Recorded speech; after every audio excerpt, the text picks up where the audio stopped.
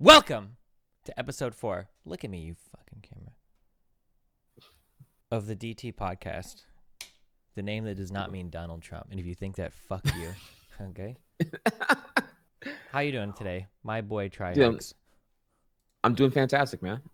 Bright and early again. Dirty confession here, by the way. These podcasts are actually what forced me to wake up the earliest every week. Being here prompt and early for EU and daytime USA. Really? I'm sorry to hear that. I actually wake up at 9 a.m. every single day to start my day out responsibly. So it's disappointed to hear. I thought you were more disciplined, trihex, but oh man. I promise you I am. It's working out, man. I work out and it's like I should get 8 hours of sleep and be good with that, but I easily clock out and I'm up at 11 usually. That's all right. I forgive you. All right. Appreciate it, man. Okay. The first topic. Are you ready to go? Are you ready to do this? Do you want to tell us, was there anything exciting that happened to your week? Maybe we should open with this. Anything like real big, real quick? What happened this week? I feel like it was kind of like a timid news week, honestly, as far as the broad spectrum of things go. Usually there was like an abundance of topics with like figure out what to cover, and I try to narrow it down a little bit. What really happened this week? I don't know. It was pretty chill. Pretty chill from honestly. Okay. I mean, with you personally, how about that? Personally, I'm bidding farewell to let me think here.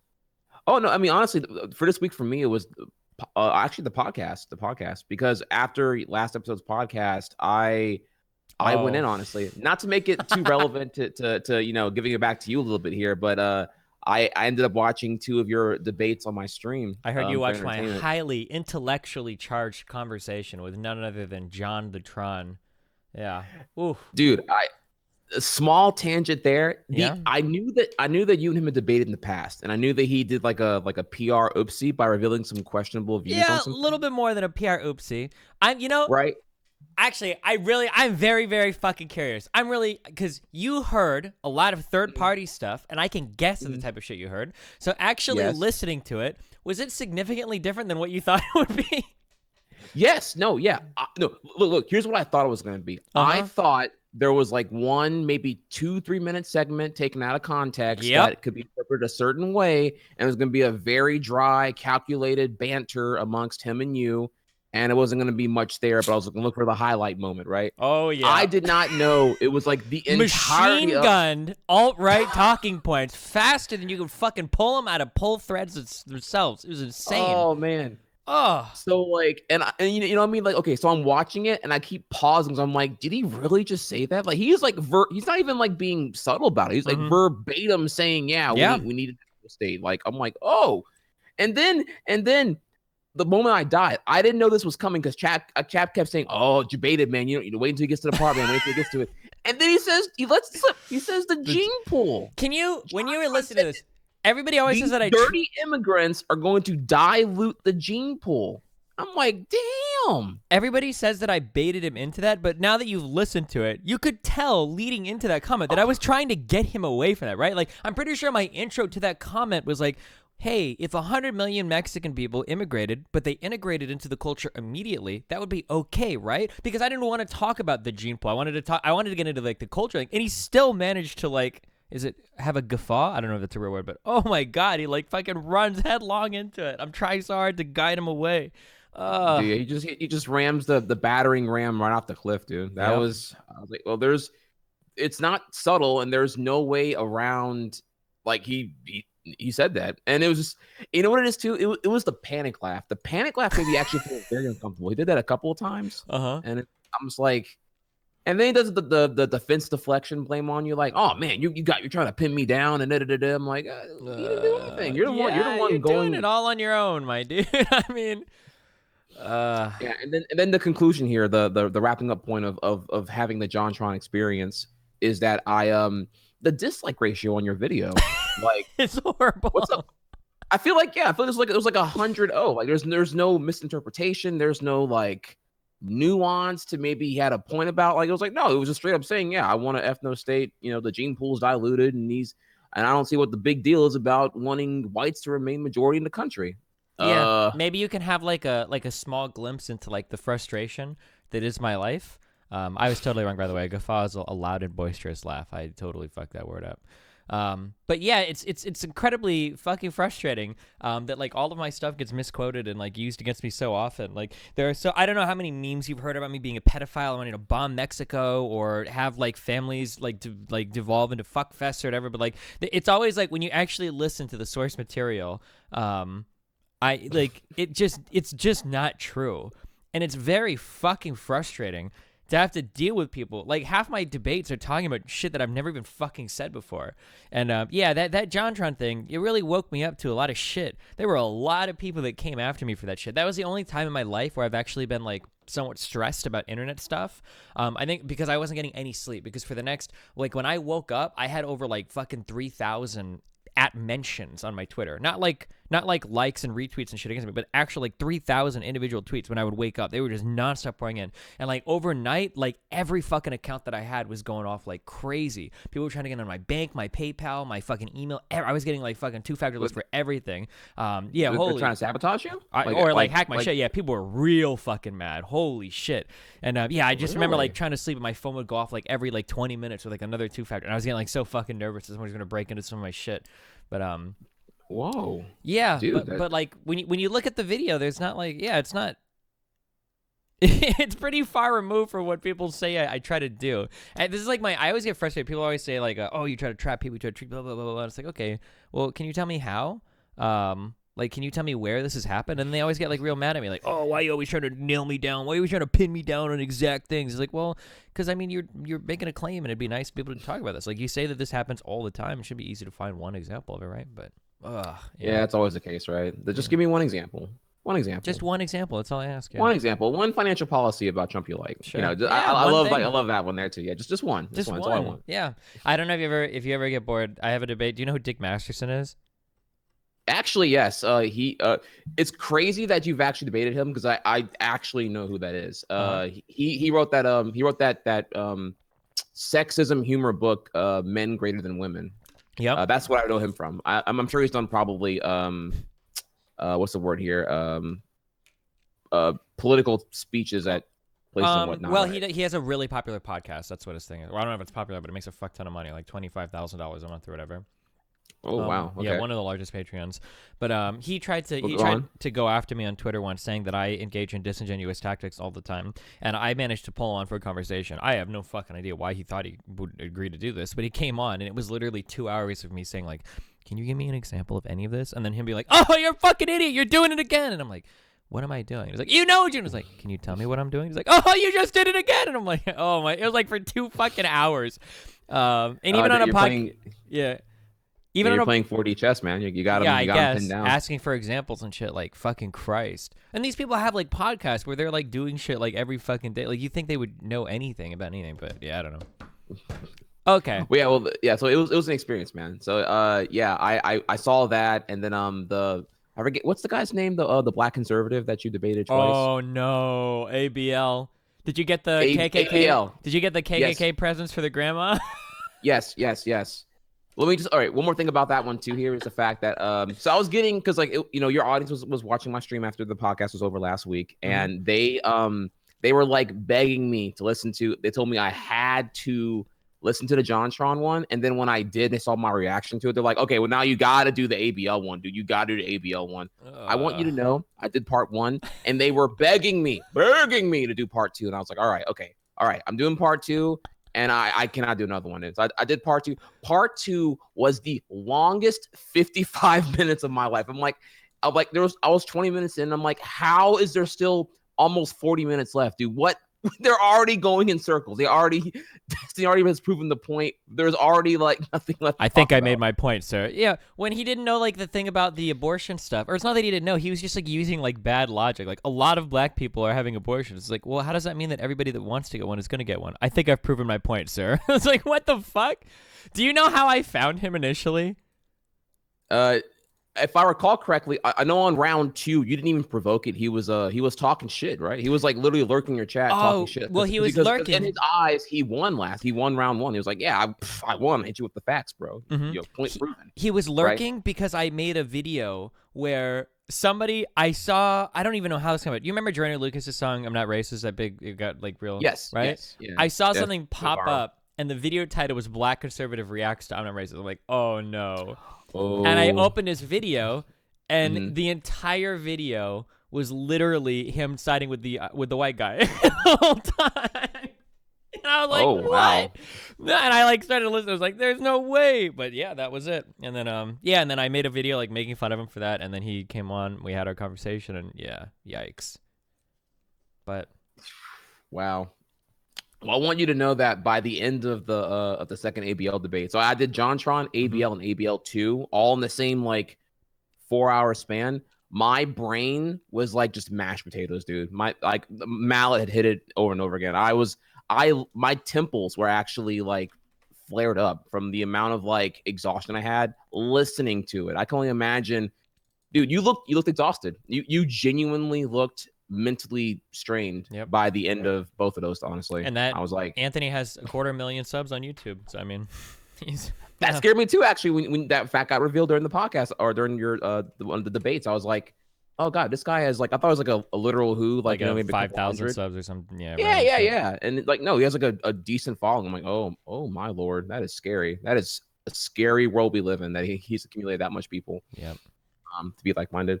But yeah, that was actually the highlight of my week, was like getting into further into your world, and just like, holy shit, genuinely. Yeah. So all right, kudos to you. Well, speaking of fucked up things and fucked up worlds, Fallout 76, aka Fallout 76% off, more like. Okay, so 2 really fucking big ass funny fucking memes. So they sell a $200 limited edition collector's bag, which are like, in my personal experience, now I could be wrong, but in my experience, when you buy those collectible bags, you're doing it because you really want something related to the games. They're not usually like a killer deal or whatever, right? It's not usually like the best shit. Like, you know, you're kind of like paying a little bit. But like, they literally swapped out, I think it was you were supposed to get like some type of bag, and they swapped it out with like a nylon bag because they just ran out of materials and they just fucking didn't tell anybody. Yeah, so the nylon bag is like, how you like, it's kind of like a windbreaker, like really thin material. It's really, really cheap. Yeah, it's in the bag depicted in the picture was obviously not nylon. It was like a higher quality, more durable bag. Yeah. So you guys see, and also this is the fact that it's a $200. It's not like it's like $120. Like, this is clearly like your biggest supporters are going to chill out for getting a $200 limited edition of a Bethesda game. And this is how you treat them, really? You give them the funniest fucking meme, the funniest meme add-on to this was that to compensate you, they give you $5 of in-game currency. And if you wanted to buy the actual bag in-game, it cost 700 atoms. So you didn't even have enough to fucking do that. Oh yeah, shit. It's bad. Like yeah, the 500 atoms you do get for the compensation if you bother to go through the process of it. If I recall correctly, you can only buy like 3. It's like 3 in-game items you can decorate your shelf. You get like, I think it was like a flower and like a different door design or something. It was some real dumb shit. It was horse shit. Yeah. So but like the actual bag in game that you spent $200 on in real life, the bag in game, if you wanted to get it, was $7. So you couldn't even get that. You couldn't even pretend you had it. Our apology is giving you more of our digital currency, which enriches us ultimately, and it gives you an amount of where you are going to be like, you know, compelled to spend more money to get the thing you actually want. And it's dude, come on, man, come on, bro. Like where does it end at, dude? That to me was crazy. Yeah, holy crazy, shit. mildly insulting here. Have you heard anything? I have like sale numbers or anything came in so that people have any idea of how this game did compared to. I don't have sales numbers offhand. No. I can get those if you want to real quick. I do know that. Do you want to read off the Metacritic here? The Metacritic will kind of tell you where it's at here. I'm gonna guess. Wait, let me guess. Because there's so many fanboys out there. I'm gonna guess it's at. All right. I'm gonna say 45%. All right. So you want? All right. Close. The meta score for Fallout 76 is 53. Okay. Based on more fanboys than I thought. Gotcha. All right. Now. That's the meta score though. How about the user score? What do you think that is? 36. 2.7 out of 10. Okay, so 27. Okay, damn. Yeah, Gotcha. 27. Yeah, that is a tank, fam. That is a. Oh, and there are so many zeros, dude. So many zeros on here. Yeah. It's it's a shit show, fam, to say the least. So, Sales numbers. Let me get that for you real quick here. I'm just curious if they actually suffered like damaging. I probably should. I think so for sure, dude. There's been a lot of people have not been backing down. People like I've seen some circles say that Bethesda was like the last like AAA developer that had like heart, that didn't just go for like the the AAA publisher routes of just like min-maxing all their customers to hell and back, because you have companies like Activision and EA that are like reporting record high amounts of profit coming from not raw game sales but microtransactions and monetizing the shit out of their most loyal or maybe gullible of their fan bases. Like, I don't know if you heard this, actually. I can get the reports here from one of their previous quarter reportings, but I do believe EA and Activision have both reported at least 40% of their quarterly quarter revenue comes from microtransactions. Yeah, it's pretty huge. 40%. That's huge. Yeah. Let me see here, though. So, let me get... Apparently, I just in looking up, I see reports from like GameStop and whatnot saying that like Fallout 76 and even Call of Duty Black Ops 4 they weren't selling enough to actually, or they were failing to meet expectations was the expression used here. Yeah, definitely.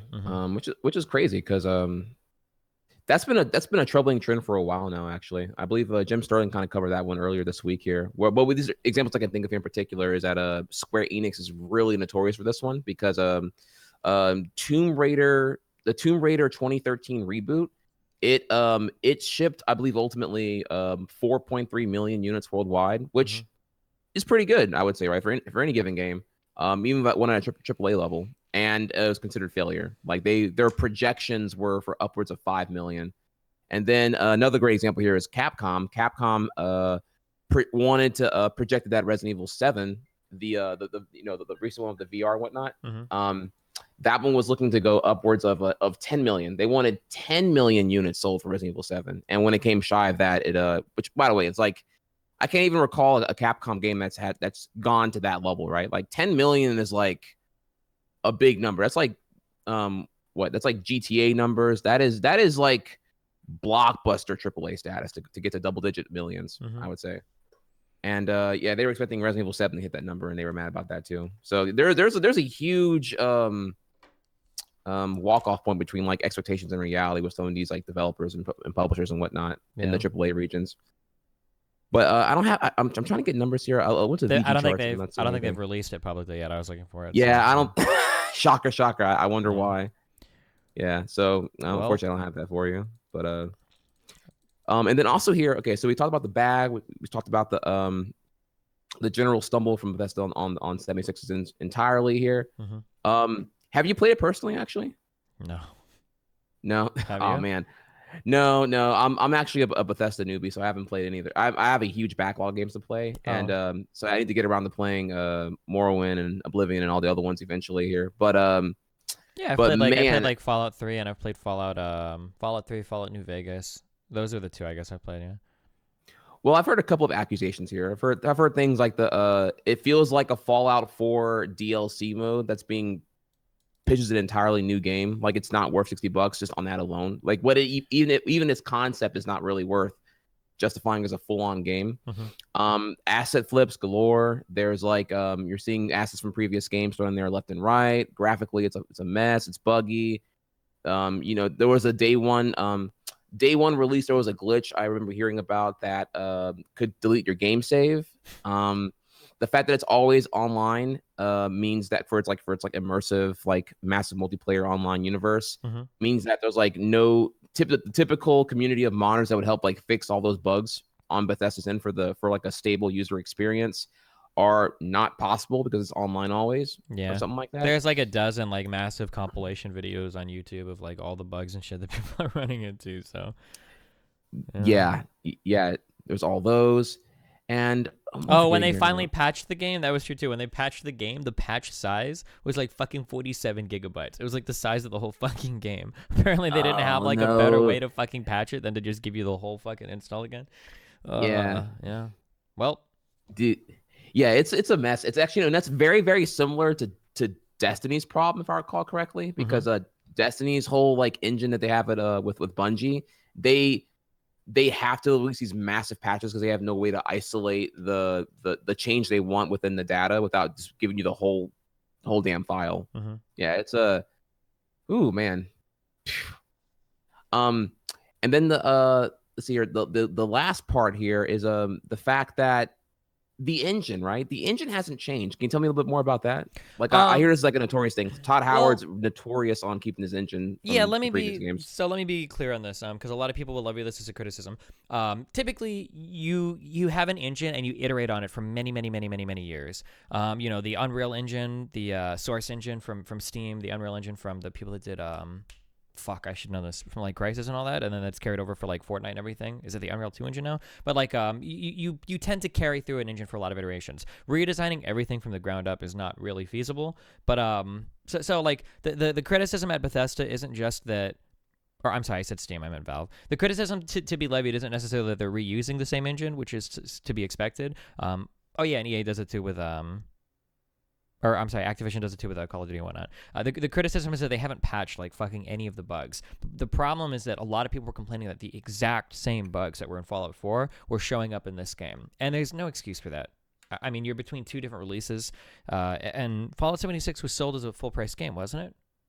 It's not like a $20 game, right? Yeah. $60. Yeah, so I mean, like, it doesn't make any sense that you would have the exact same bugs from the last game still showing up. Like, I don't know what the fuck your devs are doing in between in between launch times or whatever. So yeah, I mean, it's pretty fucked up. So the criticism isn't necessarily that they use the same engine, which is again to be expected in all of video games and all of like software development in general. Like, you're not going to redesign everything from the ground up every time you're doing a new release, but that there are just so many bugs and problems in it that should have been fixed by now that are still present from like prior releases.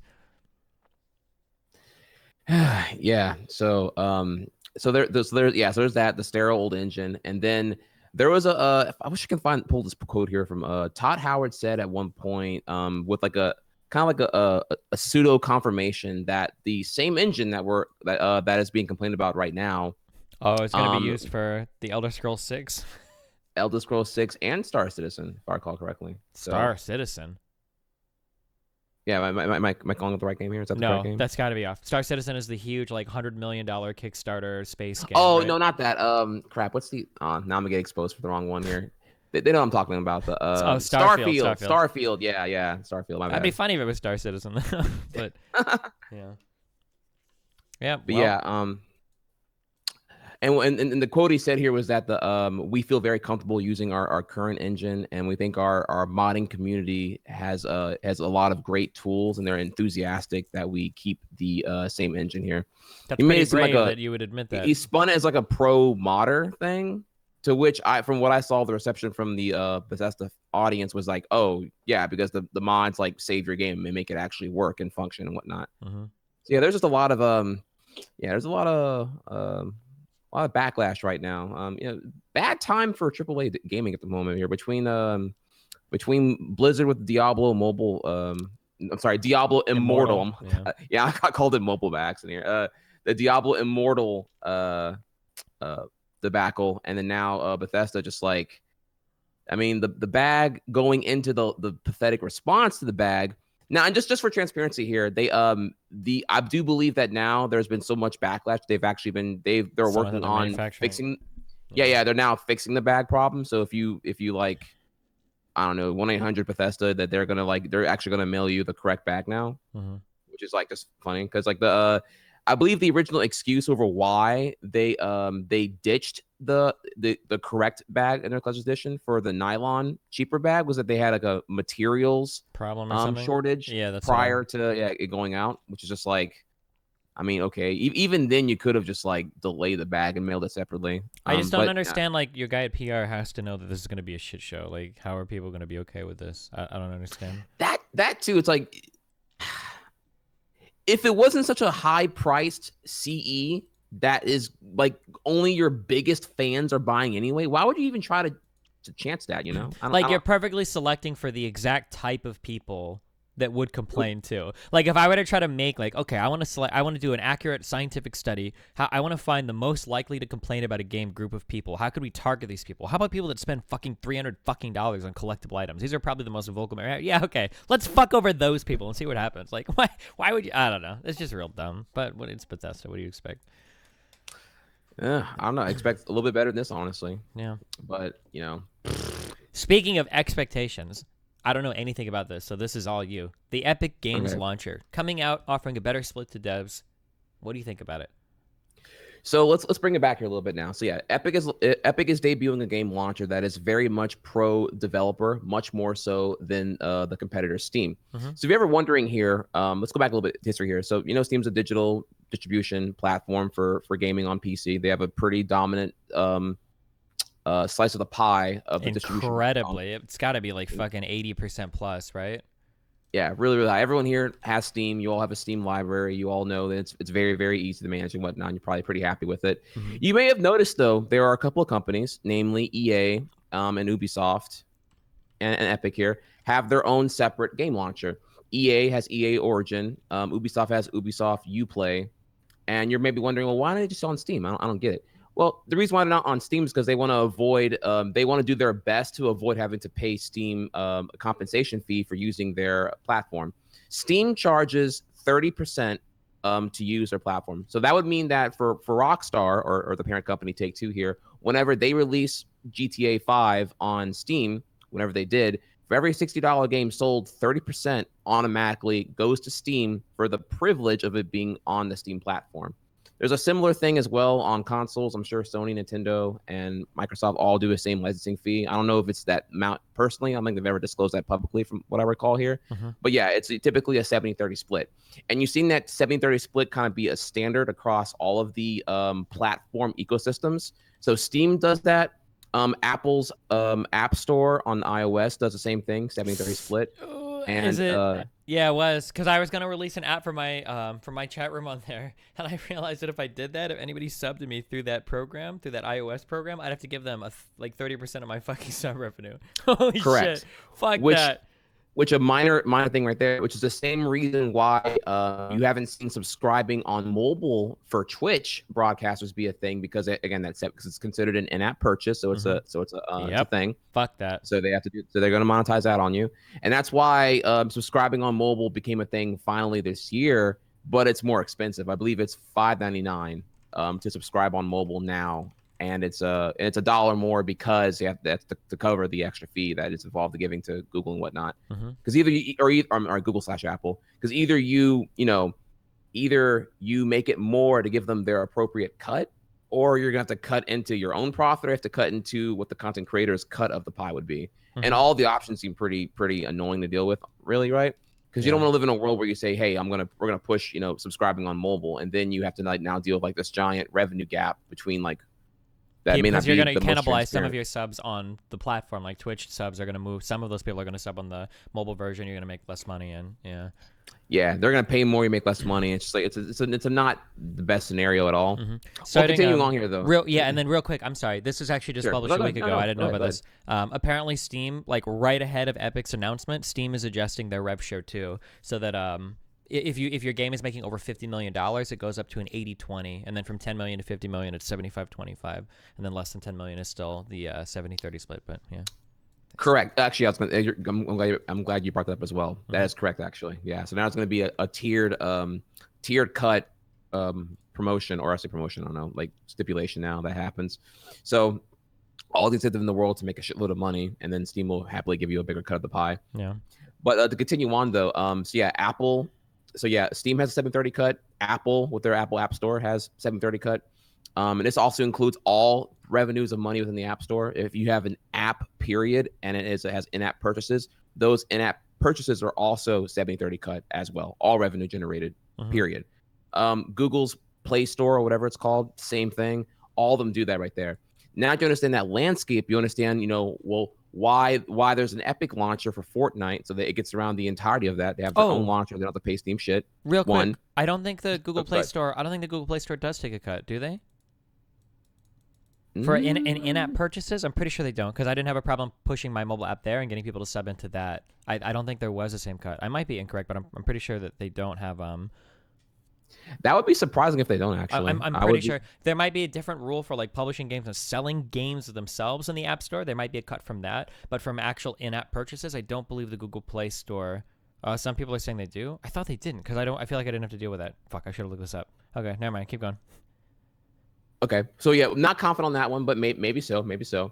And it's also the same reason why you're seeing Epic whenever they release Fortnite Mobile on Android, they made it to where you have to like go to your settings on Android and allow unsecured apps to be installed, and so then you can go manually install the Fortnite from the Epic mobile website on your Android phone.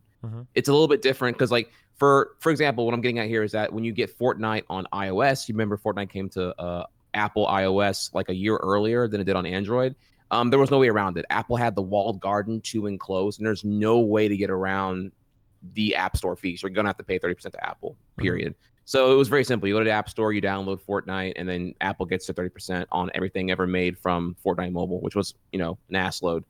Comparatively, though, there's not as much security or lockdown in the ecosystem within Android. So you are able to, you have the options of installing unsecured apps via other websites that are not the App Store. So that's why, so Epic saw that and was like, all right, cool, we can dodge the 30% cut that we have to give to Google in some fashion. So that's why you go to the Epic mobile site and you download Fortnite as an unsecured app, and then you can run it from there. So that's the whole idea is to get around the whole 30% cut. They want to dodge that. Every developer and publisher wants to dodge that cut if they can. They want a direct distribution model as much as possible. So with all that explained now, where we're going into here is that so again, Steam takes a 70-30 cut it's been doing for comfortably decades now. And then Epic now, with the massive clout they have from all the users that are playing Fortnite, every user who has Fortnite on PC has the Epic launcher, period. So that's a pretty big bragging point. It's like, hey, you're not gonna, if you want to use our platform, it's not like you're stuck out in the boonies here. We do have, I'm gonna use here again my word choice here. You have an assload of users with already have the Epic launcher. They can easily play your game via our stuff here, and they're giving a much more developer friendly 88% to developers. They only take 12%. And here, if you use their engine, the Unreal Engine, they normally, I don't know if there's like there's like two different models to this whole thing here, but if you want to use the Unreal Engine, which is very, very popular, by the way, I'm sure you can, I'm trying to think of how many games use it. There's like I don't have like a percentage. I mean, PUBG uses it, Fortnite uses it. These are two of the most popular games in the world, right?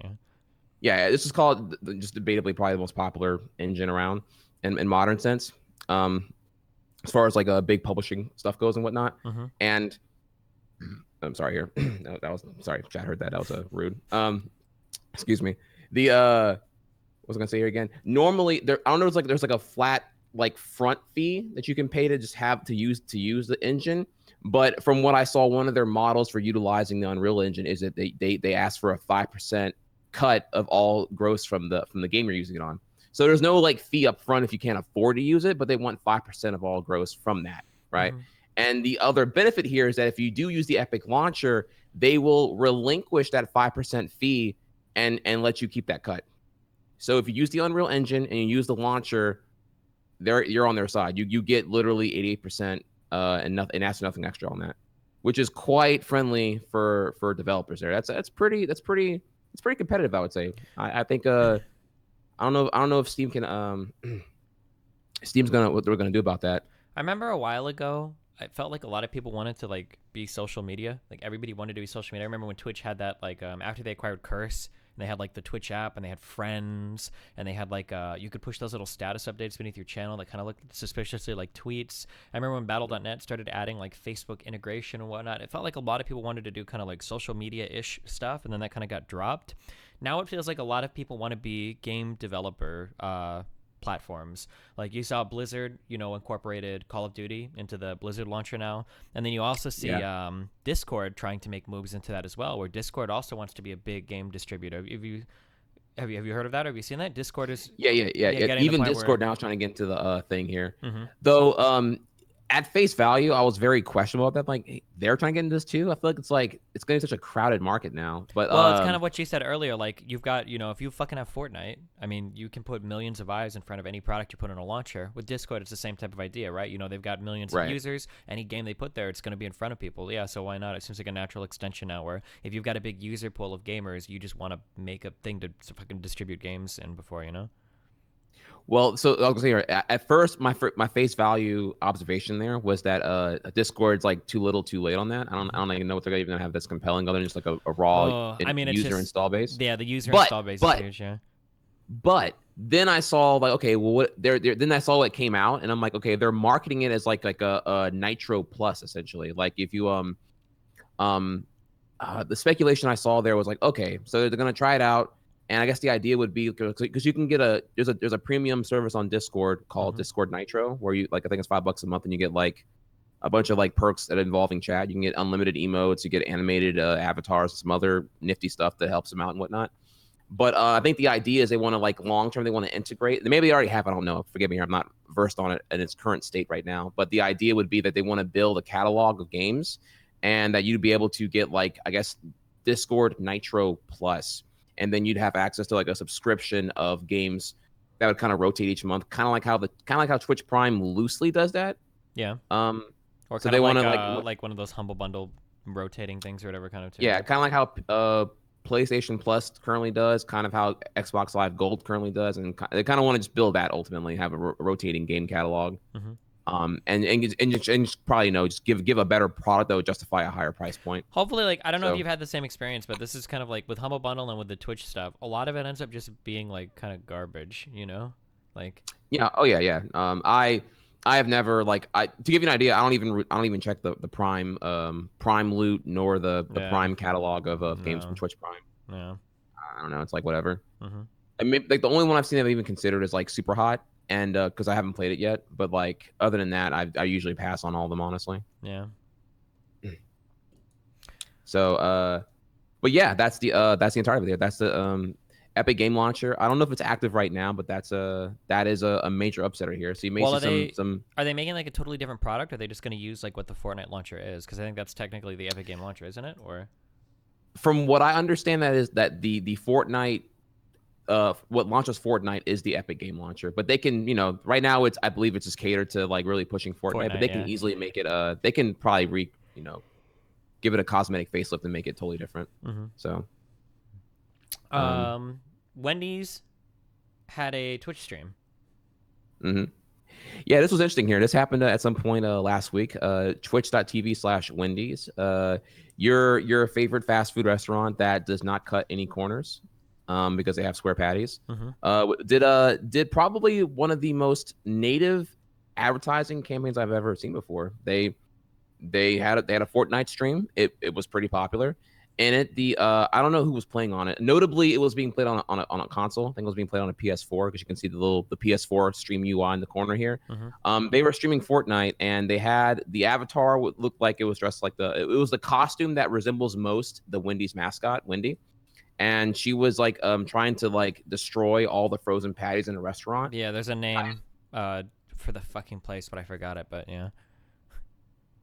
So, but yeah, even with that being like a very basic thing, I thought there was going to be like more here. I thought there was like a custom costume made just for the Wendy's account, and I thought it was going to be like a custom map or whatever. But these were all existing assets within Fortnite already, and even just that alone got what was the peak view count here? I saw like 5.3K or something. It was 5.3K. Yeah, it was over 5,000. Yeah. And I find it interesting here because, like, yeah, it's just another advertising campaign, certainly. But the thing here, it was very well received. It wasn't like a shill thing, or people who consume this kind of thing on Fortnite probably ate it up, honestly. And I'm just waiting for the point where, like, where does it go? Will competitors try to top Wendy's and try to like do bigger things involving gaming? Is someone gonna like have some kind of like because here's my idea, right? The idea I have here is like, okay, if this works well, which it did, they put more R&D into it to make it like bigger and better for the next execution, right? But Fortnite is so big right now, and these kids are like, scratching their neck, begging their mom's credit card for more V-Bucks, I would imagine, or they did it whenever it was incredibly viral. Yeah. So they why aren't there like scratch offs tethered to like food purchases at Wendy's or any particular restaurant, where you have a chance to win items or like V-Bucks. A Fortnite skin or something, Yeah, dude, recreate the Pokemon trading cards at Burger King from the '90s. Like, dude, kids would eat that crap up like lunch and dinner, honestly.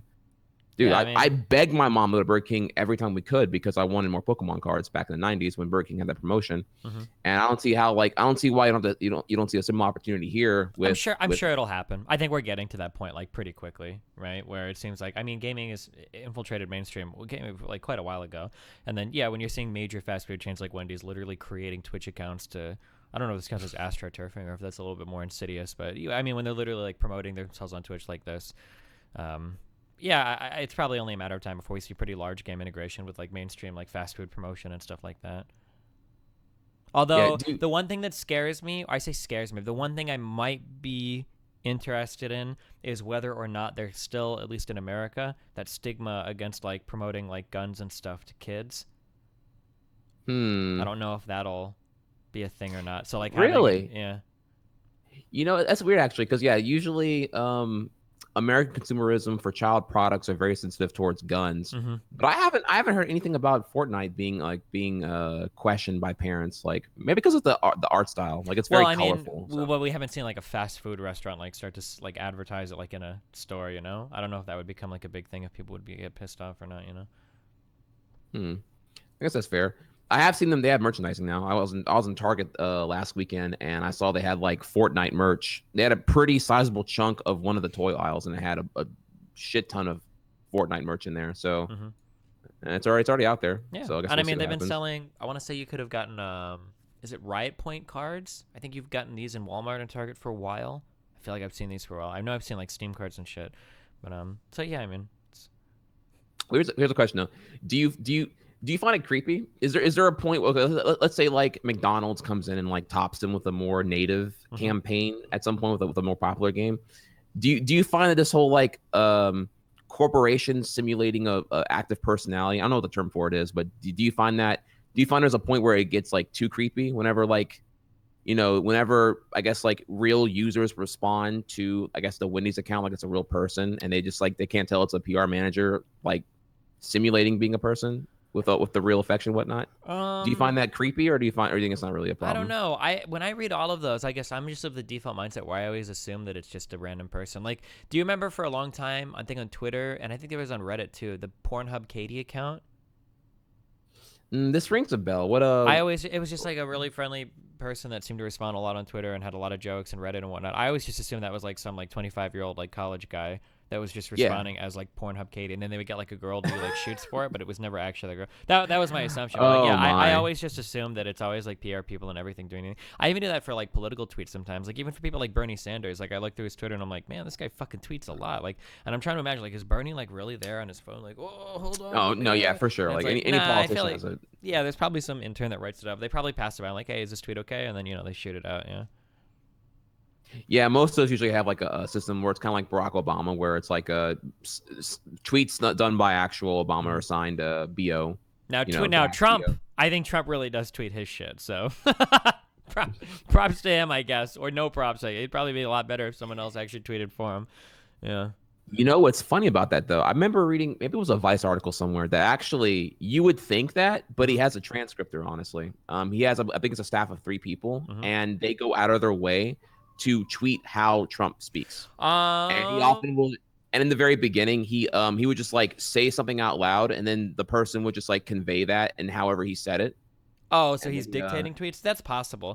I do yeah. know that there was a big analysis done. I say big analysis. I want to say it was in 2016. It might have been 2017. But a guy basically went through and he wrote a pretty simple algorithm to analyze all the Trump tweets, and he could tell based on the vocabulary being used and then the time of day being tweeted with like 95% confidence whether it was Trump tweeting or whether it was like some staffer or intern doing it. Like Trump has a very specific manner of talking that makes it pretty obvious when it's him. Yeah.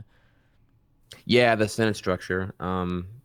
Yeah, it's a very particular way the way he does it. It's Mm-hmm. like this like backward speak and it's a giant word salad because he'll like never get to the point. He'll like Charismatic. That's the word that his supporters say. Remember, charismatic. I'm sorry, charismatic. I mean it's a jumbled word salad because he'll like I got people, many people, and they say a lot of things, many things. Like before he gets to the core thing he's trying to describe, he has to like power up the thing he's describing before he Mm-hmm. finally gets to the thing itself. And then he ends it with like an adjective of choice, sad, bad, mad, whatever, Yeah. quality description. I don't know. There was like a really good video on it. I think it was from Nerd Writer about the structure of Oh Trump's yeah, that's one where he breaks dialect. down his speech. Yeah. Yeah, yeah. And the pattern there is recognizable too. So you can easily see like if you gave it if you studied it enough, you'd be able to like replicate. You too could talk like Trump if you wanted to, Yeah. if for If you some really reason, wanted right? to, which a lot of people seem to, but I've tangled with a few conservatives, Nick Fuentes and a couple of guys that try to tweet like Trump does. So they'll say something like like, oh, all the Mexican babies coming to the United States, very bad, in all caps with an exclamation mark, like, because his own 2-word sentence. And I was like, oh, this is like very fucking creepy, but okay. Yeah, yeah, Um, indeed. Speaking of Trump, Yeah, what you um, got? the oh fuck. So a lot of people are saying that this is I know we keep saying this, and this is dragged on. I think Watergate. Fuck, I should remember this. The Watergate investigation was like 4 years long, wasn't it? Maybe even longer. Because a Yeah. lot of people are frustrated that the Mueller investigation is still going on. So Mueller recently came out, and his investigation, I believe, recommended no charges be brought against Flynn for perjury, for lying to the FBI and everything.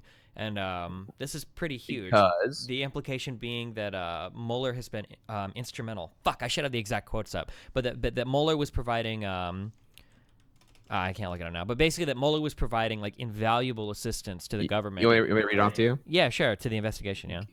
Given the defendant's substantial assistance and other considerations set forth below, a sentence at the low end of the guidance range, including a sentence that does not impose a term of incarceration, is appropriate and warranted, Mueller's team said in a heavily redacted memorandum prepared in advance of Flynn's sentencing later this month. Mm-hmm. So, So this is I think over the it's either 4 or 5 times now that Mueller has pushed back sentencing for Flynn, and it's interesting to see the difference because Manafort is probably at this point Manafort will probably die in prison, and Flynn, I think everything is now he has no jail. There's no jail time involved in any of the charges that he's looking at now. Like it's not even gonna happen. So it's very fucking interesting. It sucks. This topic's very interesting. There's not much to talk about aside from speculating, but it's because it's very interesting to find out what they found out through Flynn that made them so willing to cooperate and or that made them so willing to be lenient in this way. I'm very curious what the extent of that cooperation was. Yeah, fuck. Man, when this case finally fucking comes to fruition, oh, yeah, it's going to be. that's going to be a crazy day in America. Holy shit. Well, if I can ask you a speculative question here, what do Uh-huh. you think is going to be the biggest pull from it? Because I always feel like the most, if you're going to dig into Trump and find dirt, right? I feel like the to me the biggest thing you have here is the emoluments clause, right? You have like all this like this power going on internalized with the Trump family between Jared Kushner's relationships with other nations, with that crazy like shadow money loan that he got at one point, amongst other things too, obviously, and then like is there really zero lack of conflict, or is there zero conflict of interest with the business being handed over to Eric and Donald Trump Jr.? And is there like you know what I mean? Like, and then you have all the money going into Mar-a-Lago. You have the what is it, that Trump resort in, I think it's Panama, that also has like a that had some I mean, there's in a the lot going on there, report right? that was published, there are 3 different ongoing investigations that are mentioned related to the Flynn stuff. So who the fuck knows, like, how extensive anything being looked into is. There's a lot of shit to work with. You've got the emoluments shit. You've got the obstruction of justice stuff. Based on all the shit. Fuck, what did Trump? I forgot about that. Yeah, Yeah, Trump tweeted. I they think tried to fire him, right? He tried to fire him over it. Like, well, not only that, even, but like the witness tampering shit that recently, it's all arguable what holds up in court or not. But Trump tweeted recently at Cohen. What did he tweet? It was something like Cohen should fucking serve his jail time. Like, don't like. Oh, that guy should yeah, serve yeah, his yeah. maximum jail time. Like, he was real fucking mad Super about that butthurt, Cohen yeah. shit. Holy fuck. Yeah, so damn, dude, I don't know. When everything finally fucking cracks, there was a Reddit take or whatever where it was like Comey was fired for going too hard on Flynn or something, and it'll be interesting now to see how people feel now that Mueller has gone soft on Flynn. Like, are people gonna flip flop on that too? Like, yeah, holy shit. Yeah, damn. There's like so much shit like wrapped up in all this. Holy fuck. So how do you see it playing out, though? So you see that eventually Mueller's going to, crack it all open and reveal a pretty indefensible amount of cases of corruption, fraud, and everything else, and then you would expect it to end in impeachment. Or I mean, it's impossible for me to say that, but I mean, it seems like Mueller's tendrils are reaching quite far. I mean, like I said, if you're ever bored, reading the Russian indictments is very fascinating shit. They got a lot of shit, and like so many indictments have come out of this fucking shit. So many cases referred to different offices, so many people getting like fucking locked up in Trump's cabinet. I saw the joke that like if you wanted Hillary Can we Clinton talk about the ratio there? if you wanted Hillary Clinton to go to jail, the best thing to do would have been to have her work in Trump's cabinet. That would have been the easiest way to get there. Like, there's just been so much fucking shit. Yeah, like that's what's come the out of number this. now? When I last checked, it was 26 people, 26 persons in Trump's cabinet are incarcerated at this point. That was the number I last heard, or at least at minimum have like a trial pending of some sort here. Yeah, maybe. 26. Fuck. I think it was like Oh, over. man, it's... It was. Are we up to like 30 plus indictments yet? And then how many? Like, fuck. It's a lot. Like, holy shit. And then I think over 4 guilty pleas so far. Like, tons of. Yeah, holy shit. There's been like. It's a lot of shit. Yeah, maybe I'll do that later on stream. We should get together like a whole thing and like figure out like all the Yeah, it's been a massive investigation. And again, I just like to reiterate this like a million times. You know, Republicans always get mad because they're saying it's all a corrupt investigation. The Republican multiple investigations into Benghazi turned out nothing. The Republicans' obsessions with Hillary Clinton's email shit turned out nothing. This Mueller investigation, even if it ended right fucking now, has been so much more important than any of those. Seeing people like fucking Manafort getting the book thrown at them and locked in jail for all of the shady fucking shit that dude's been involved in overseas, holy shit, like, has been so fucking worth it. And then to see like the extent and the sophistication of the Russian meddling into our investigation or into our election process and everything is like all very interesting. Oh fuck! This is fuck. Yeah, We didn't put this on a topic, but go ahead. Well, you brought up the Hillary servers. Can we just want to bring up here the hypocrisy, the fact that apparently Ivanka also had a private email server. Did you hear about that? Yeah, That was, like, and then Trump uses his personal phone and shit. No, they never fucking care about anything when it happens to their side. Yeah, but I've seen. Yeah, there's always been like dumb reports that come out. You're gonna drill that.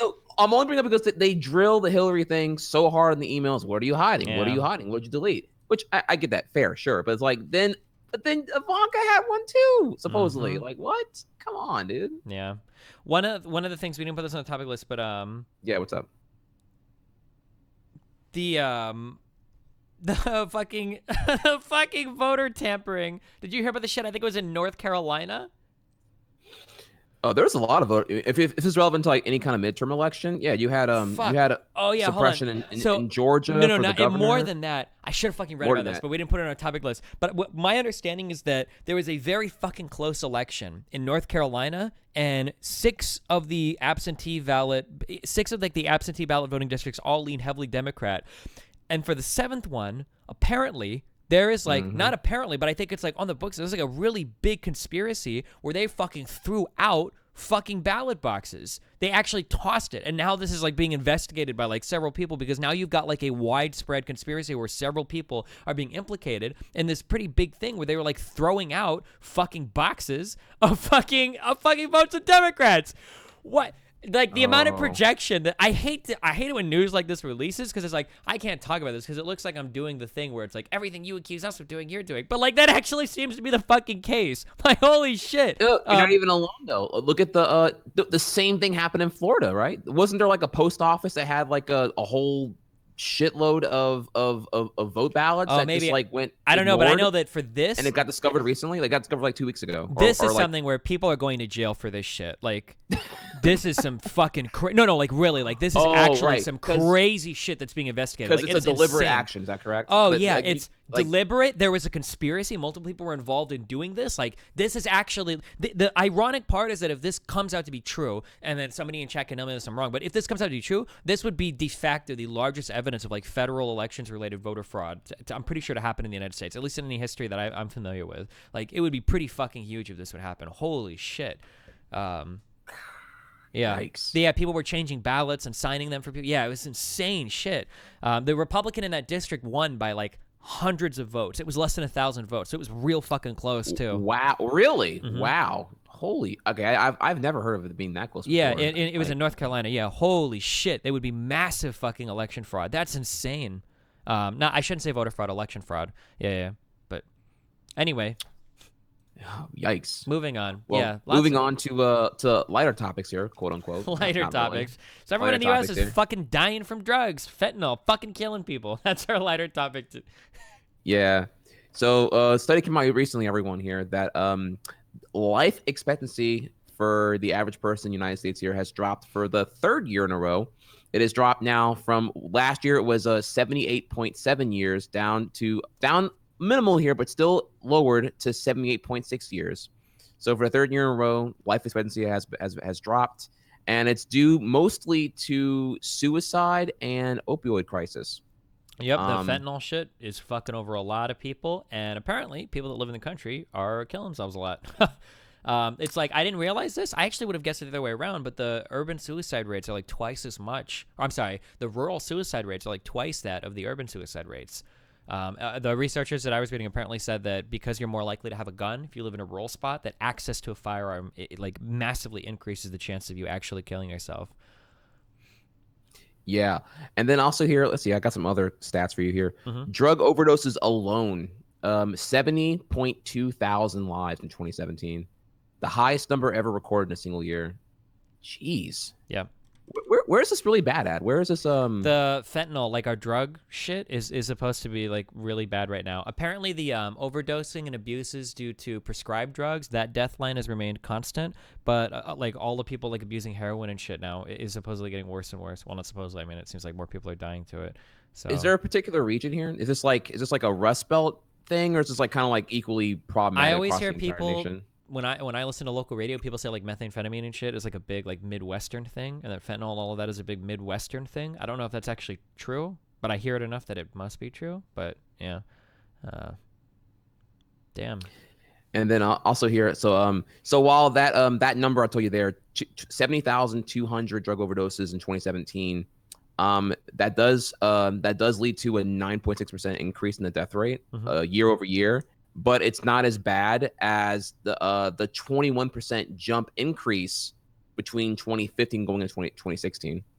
Yeah. So yeah, drug overdoses have been climbing up considerably, and there was a huge spike in them going into 2016.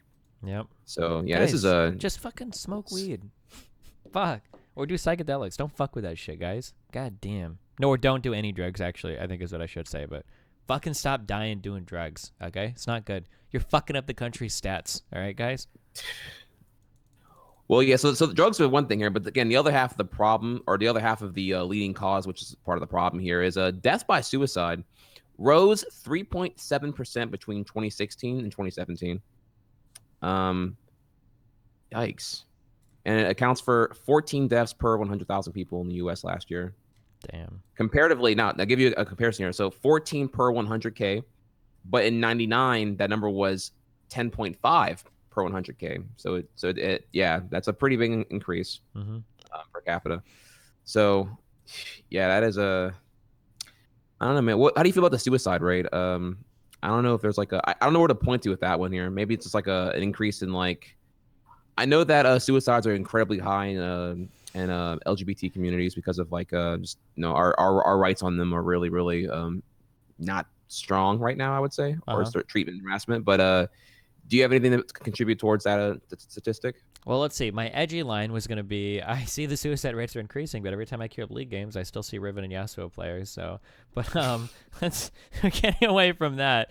I'm not really sure why. Here are some things that I know about suicide that are very interesting to me. I say interesting, that's kind of morbid, but a couple of things I know. One, the people that kill themselves are not the people you would expect to kill themselves. Most people, when they think of suicide, they think of teenagers in high school and they're sad and depressed all the time and they kill themselves. It's not actually true. Right. It actually tends to be like middle class, older white men. So I think like people like, I think it's like the 40 to 60 or whatever. There's like a more specific age bracket, but these are where you see the suicide rates like dramatically spike. It's not actually depressed teenagers. It's older people that are depressed and lonely, or I'm not sure what the reason is there.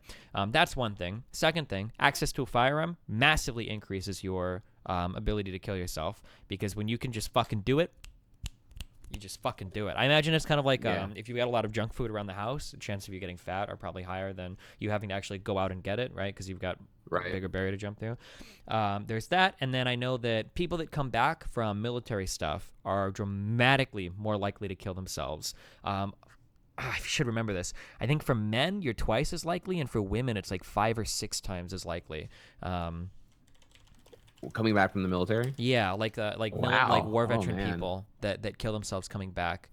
For women, doesn't it go? It's like from 4 out of 100,000 to like 24 or something out of 100,000. Like when you come back. But it's like it's an insane amount more people that you see kill themselves coming back from military stuff. Fuck, I should have had these numbers on hand actually. If I was gonna read Yeah, them. it actually is a pretty cool topic there. I actually would love to have whenever we start having guests on and whatnot, I'd love to have like a some military vet come in here and tell us about their experience with maybe their group and friends. It sounds like a real dark topic. So you said you came back from the sandbox when? How many of your friends have killed themselves? Well, like the PTSD, I feel that's like, it's like a common thing to like have like association with. Oh, okay, you're ex-military, so therefore you've gone through symptoms of PTSD, or you're living with it, you're getting over it and whatnot. But I feel like it's a little bit heavier than that, dude. No, yeah, for sure. Yeah, I'd love to have someone like tell us more about like because I've heard some crazy shit. Not to go on another anecdote again here, but like I had a friend who literally did it who did an Iraq tour back in like early 2000s, and he told me like I didn't know the severity of what it was like out there, but he told me like straight up their upper divisions would instruct them to say literally, when you go in, if they don't speak English, kill them. I don't care how old they are. I don't care who their parents are or who's with them. If they don't speak English, kill them. Wait, for where? This was when he was doing an Iraq tour. Oof. I'd have to look more into that. I think generally. Yeah. This is like a while back now, and and he was pretty high when he was telling me about it. So maybe it was like not too factual here, but I'd like to look further into it. So, yeah, that could be even if that is not true, because that kind of stuff gets like when Americans are doing fucked up shit, that shit will get reported by somebody. American media might not report it, but like in the Middle East, there are a lot of different outlets that will like jump onto that shit, and you better believe that shit will hardcore be used for like fucking propaganda and shit. If Americans are just like recklessly like killing civilians and shit on the ground. If anything, fuck, I wish I had more first insights. But if anything, it seems like the more frustrating thing is that Americans are, I don't want to say too bound by rules when dealing with people, but that like soldiers have a lot of SOP when it comes to dealing with civilians and whatnot, because of suicide bombers and everything gets like, very tense and very strange and very awkward at times. Right? Yeah, no, I've heard some terrible stories about that. They use like children as bait, and then they have like, I don't know, like a car bomb nearby or something crazy nearby, and they don't care at all. It's really sad to even think about. Yeah. Sorry, I made it go really, really dark now. Yeah, I apologize. No, that's fine. Yeah. So yeah, that's Life Expectancy dropping down. Hopefully we can bring that back with some things changing here eventually. Next topic. The Sweet Victory petition for the Super Bowl. Yeah. So on a much lighter note here, y'all. You may recall last week we covered here Steven Hellenberg, the creator of SpongeBob, had passed at age 57, if I recall correctly. And so one of the most popular episodes of SpongeBob, I think, just generally is considered the best episode. It's a huge fan favorite. Actually, I don't know what the title of it's called. But it's the episode where Squidward. It's one of the few episodes actually where Squidward wins in the episode. It doesn't just like end up miserable and have another episode reset. Annoying fucking brother. Yeah. Squilliam. Yeah, so Squidward wants to build a band for a big opportunity for a show, and as usual, the citizens of Bikini Bottom let him down, and they're terrible at things. Patrick asks his mayonnaise an instrument, and to which SpongeBob sees Squidward's disappointment and helps him and reassembles and remotivates everyone to try their best to put on a great show. So whenever the halftime show for the football game in question occurs, they put on an amazing show and they perform Sweet Victory. You may have seen the episode. It's very iconic and whatnot. Apologies about my terrible description of it. And so the petition here, change.org has a petition right now for having Sweet Victory performed at the Super Bowl. And I would normally say this is not worth really covering, but this thing crossed 500,000 when I last looked at it, and now it has crossed 785K. Actually, hey, I'll throw this up in chat if you guys want to sign this. Maybe we can throw a few thousand more signatures onto it, because I think it'd be funny to see it there. Yeah, definitely. So yeah, no small feat here. 785,000 people have signed it. On track for 1 million easily. I don't see this going away anytime soon. I see it's only building up further and further. Mm-hmm. I would hope it would have reached the 1 million before the end of December. That way, realistically, the NFL would have to acknowledge it in time to do something about it. Mm-hmm. I don't know if it'll happen. From what I've heard, there's been similar petitions like this before to have things done that the fans demand. And people have told me that, the NFL is like an acronym for the No Fun League. So might not happen at all here. But even if they even acknowledge that this is a thing that people want really, really bad, maybe. But I don't know though. The there was another really big change.org petition. Yeah, I wanted to say it. Was this had to do with like Star Wars and the White House or something? What the fuck am I thinking? Does anybody know what I'm talking about? Oh man, If I search Star Wars, it was like a meme one. I don't know if it was Star Wars, but it was like a meme petition that had to do with like Obama or some shit, or was it to like build a? Yeah, it might have been to build a Death Star, and I think it got so much. Was this on the official White House site, or was it a change.org petition? But it got like over 1 million signatures, I think, and the White House had to like put out like an official response on why they wouldn't build a Death Star. Really? Wow. Let me make sure. There's actually a couple here there's a couple here that have some pretty strong traction, like over 100K. Bring the Old Republic era of Star Wars to Netflix, 200,000 supporters. Mm-hmm. Disney take the Star Wars IP from EA after the EA Battlefront debacles, 32K supporters. And then here's probably the most funny one here. Have Disney strike Star Wars Episode 8 from the official canon. 116,000 supporters. Reading the so this was an official White House response. The Obama administration will not be building a Death Star. Responding to a petition on the White House website, Science and Technology Advisor Paul Shawcross tells disappointed Star Wars fans this isn't the petition response you're looking for. Shawcross explained that at $850 quadrillion, the cost was simply too high in a time of tight budgets. Moreover, the administration does not support blowing up planets. And anyway, why would we spend countless taxpayer dollars on a Death Star with a fundamental flaw that could be exploited by a one-man ship? And this was from Shawcross, the chief of the Science and Space Branch at the White House Office of Management and Budget. But something that you just said real quick. You want to know what really fucking bothered me? I don't know if this ever panned out or whatever. Do you remember when fucking Toys R Us, I think, some investors went on to like Kickstarter or some shit to try to raise money to like save fucking Toys R Us? Do you remember this happening?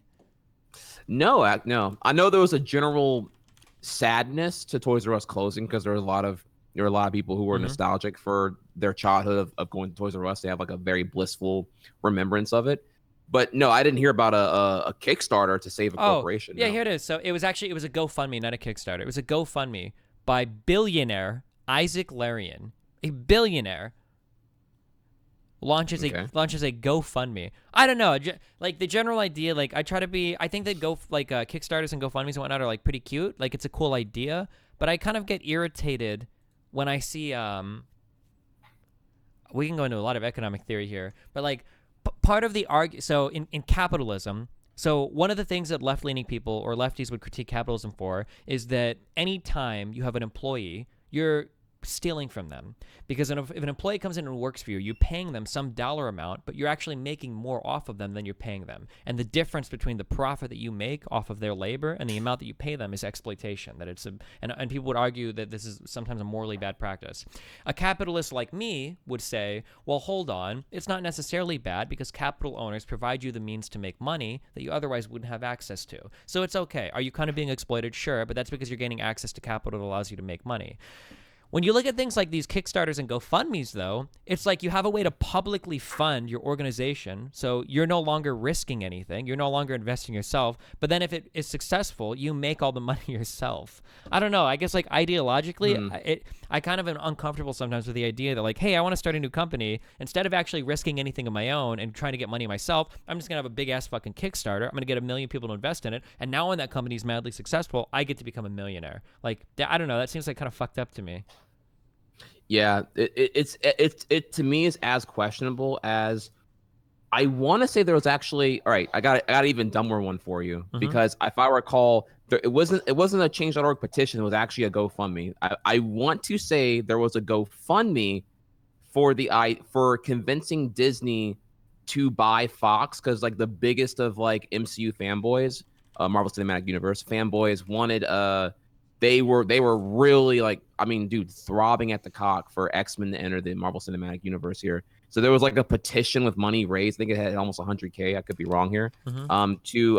To help convince Disney to like go through with the thing. This is at the earliest phase of Disney negotiating to purchase Fox, which they ultimately are now they confirmed the bid Mm-hmm. for $72 billion. But yeah, there was like a petition done, like or a GoFundMe done to like help convince them further that they wanted to see X-Men get an MCU treatment really, really bad. And it's just like giving a mega powerful corporation even more money. Okay. Disney already, I think we even went over this in the last podcast, but Disney already owns like a scary amount of like media. It's pretty fucking insane when you see like the Star Wars movies and then the Avengers movies and then these massive Disney and Pixar movies. It's like, holy shit. I don't know. I don't know like the legality side of it, but I don't know how like these guys don't get hit with like antitrust shit. It seems like very strange to me. I know. And then dude, it gets even crazier when you think about the I know I'm sorry I'm derailing here right now, but the Oscars thing. Did you hear about the new Oscars award that's happening this year? No, what? There's a popular award. I forget what it's called. Like it's a new category debuting to celebrate popular film and culture and pop culture right now.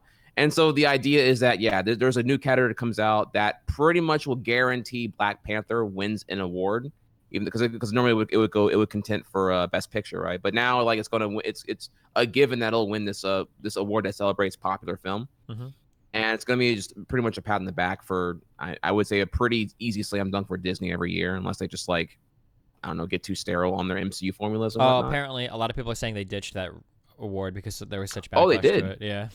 Oh, okay. Oh, I'm sorry. I must be out of the loop, and I apologize here. Okay. Cool. Oh, that's good. There's a lot of backlash to it. Yeah, that sounds like it basically just shoe in to keep your AAA people happy. Mm-hmm. But yeah, no, I hear you though. The antitrust thing is really big right there for sure. I might be misunderstanding it because I wonder sometimes about other companies too. Like when you look at like Amazon and Google and whatnot, it's like, damn, these people are pretty predominant in a lot of industries. Speaking of all the Disney stuff and everything, I guess that kind of leads into our next thing. Did you watch the Captain Marvel trailer? I did actually. Yeah, I saw it. Was it Monday night it debuted? I believe it debuted during Monday Night Football. I caught the trailer online though, obviously.